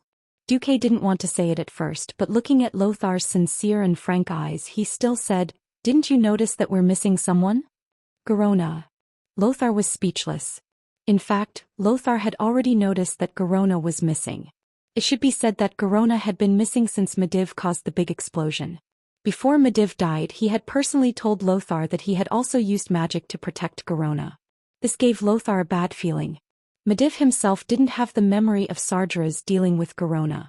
He didn't know what Sargeras had done to Garona. Now that Duque had reminded him, Lothar was extremely vigilant. You're saying that Garona is a traitor? I don't have any evidence. I just suspect that Garona is likely to be another Medivh. Remember, in a war, unless you have the ability to change the entire situation with your own strength like Medivh. Otherwise, your strength will be infinitely weakened. But it's in times like this that the importance of a leader is even greater. Leader? Who else could it be? Duque was clearly referring to King Lang. In Lothar's heart, even if Lothar died, there were still young people like Bolvar and Duque who could replace him. One had to know that Lang was the true pillar in the hearts of the people of Stormwind. However, because Lang was rebellious when he was young, he married very late. Lang had no siblings, so his only heir was Prince Varian Rin, who was less than 10 years old. As long as Lang died, Stormwind would definitely collapse. Lothar bit his lips hard. Medivh's death was an eternal pain in his heart. Now there's Garona? Although Noxus had a good impression of this straightforward and pure half-orc woman, it was at most the level of an ordinary friend. In that instant, Lothar almost had the thought of killing Garona the moment he saw her. Duque, however, put a hand on Lothar's shoulder, his eyes glowing. Lothar, don't forget your knight's oath. Lads, I have no proof. But don't worry, I've already prepared a backup plan. Perhaps His Majesty Lang would die one day, but he would not die at the hands of Garona. I swear. Thinking of his knight's oath, Lothar was infuriated. All right, I'll keep an eye on her. I swear I won't kill a kind-hearted woman unjustly. But I also swear to protect my king. Duque smiled. That's enough. Duque sighed inwardly. Aegwyn had just lost her son, so she definitely wouldn't want to lose her grandson as well. Just like in history, Garona, who had been sullied by Sargeras and Medivh, should now be pregnant with Medivh's child. Garona really didn't know whether to kill her or not. She was like a ticking time bomb. Lothar gave Duque a big hug. Come back when you're done. The future of Stormwind depends on you young people. Looking at Lothar, who had white hair at his temples, Duque was speechlessly touched.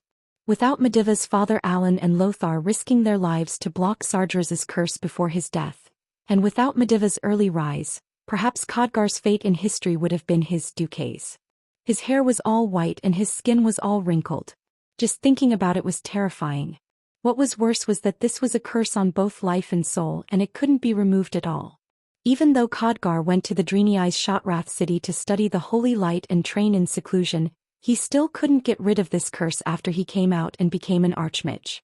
In comparison, he had only gone from a mere 14 or 15-year-old teenager to an 18 or 19-year-old youth. This was already the luckiest of the luckiest. After sending off Lothar, Windsor and the others as well as Aegwyn, who was holding Medivh's body, left, Duque suddenly realized that he was the only living person left in Karazhan. It was a little scary. But there was no turning back.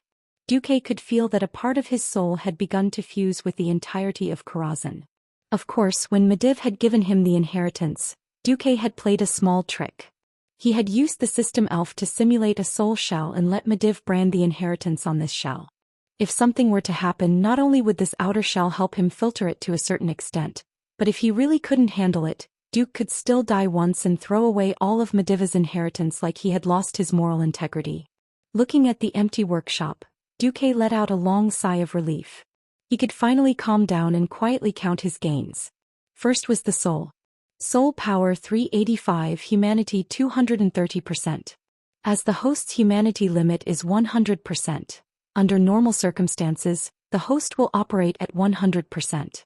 Under special circumstances, the host will act like a saint. Seeing this, Duque bared his teeth. Alright, moral integrity can also be inherited. I've resigned myself to this world where moral integrity is lost and moral integrity picked up. Next was the magic inheritance. You've obtained the advancement method for sky wizards from Medivh's soul seed. Sky wizards use themselves as a radiation source, greatly changing the types and flow of elements in a wide area. This greatly increases one's own mana absorption and release to suppress the enemy. You need to learn and master the following knowledge: wide area space element theory, elemental repulsion and elemental affinity, wide area space elemental circulation experiment guide, A total of 37 knowledge.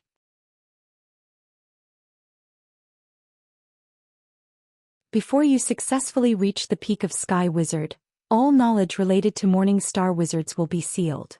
Duque's face turned pale. He did not think that he would be a research animal after transmigrating from a university. Lastly was Karazhan. You are currently soul binding with the demigod wizard Takarazhan. Before you completely control Karazhan, you cannot leave Karazhan in any form. You need to reprogram or rewrite the entire defense and surveillance systems of Karazhan. Also, because Medivh passed away in a hurry, many of the seals in dangerous areas were not completed. Please quickly deal with these 108 knowledge after learning: Introduction to Space, Construction of Spatial Tunnel Models, 100 questions on how to deal with spatial crevices, and so on. At this moment, Duque's face turned blue.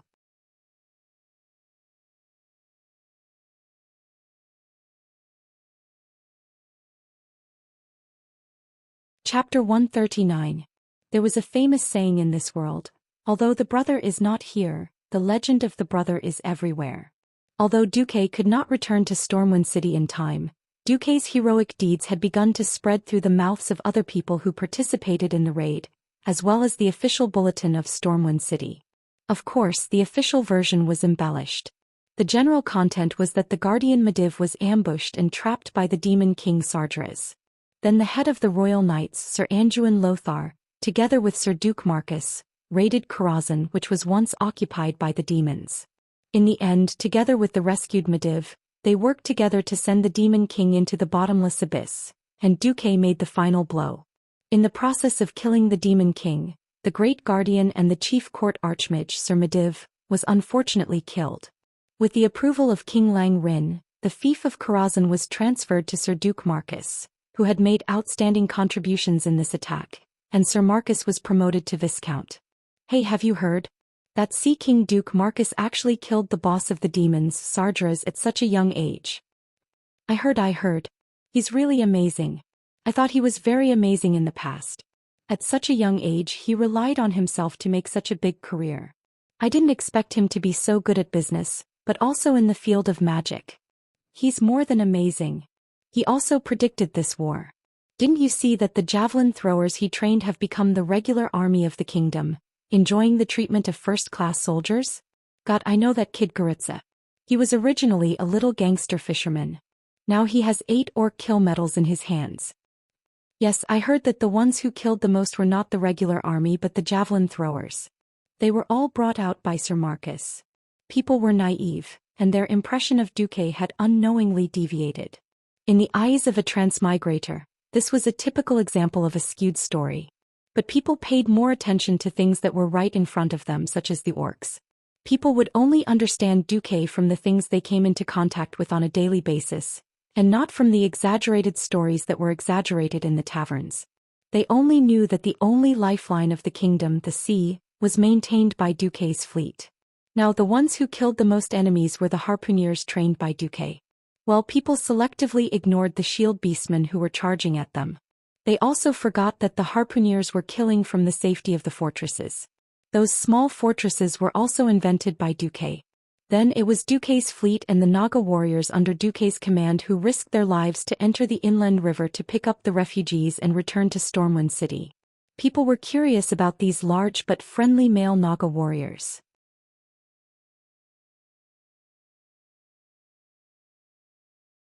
Even if these Nagas did not have a good temper towards humans, a life-saving grace was a life-saving grace. No matter how vicious the Nagas were, they could not change this fact. Once they fell into the river, even the strongest orc would not dare to say that they could defeat a Naga. This was not the first time the Horde had encountered such a situation. Heroic orc warriors rushed into the shallow water that did not even reach their knees in order to kill humans. In the end, the Naga did not fight the orcs at all. They waved their long snake tails and wrapped around the orc's leg, dragging the orc into the deep water and drowning him. What they got was the cheers of the refugees on the ships and the ugly expression of the orc commander. No matter which it was, the name Duke Marcus filled every aspect of people's lives. For a time, Duque became even more famous than King Lang. It's Viscount Duque's proposal again. He wants to organize the javelin cavalry in the western wilderness. It does not require much equipment, just a horse and training in javelin throwing. Even a farmer who only knows how to ride a horse can complete the preliminary training in 10 days. Lang looked at the report handed over by Makarov, who had become almost the full agent in Duque's absence, and suddenly smiled. It was not clear whether it was a smile of admiration or a bitter smile at Duque's evilness. In terms of war, Viscount Duque also seems to have amazing foresight. Bolvar Fedigan said in a manner that did not provoke the nobles in the hall. We must face up to a problem, and that is the loss of food. Although we can get food supplies from Alterac and Torrential Castle, the wet sea and various losses add up to a pound of wheat lost on the road. This is the result of our sailors' efforts to save it. Is that so? There was a low uproar among the nobles. When had the high and mighty nobles ever cared about such things? Only after losing their territory and placing themselves under the protection of Lang did they begin to care about such things. Bolvar's voice grew louder. But last year someone spent a lot of money to organize mercenaries to clear out most of the monsters in the western wilderness. After losing 70% of the territory in the Elven Forest, the western wilderness has become the kingdom's largest production area.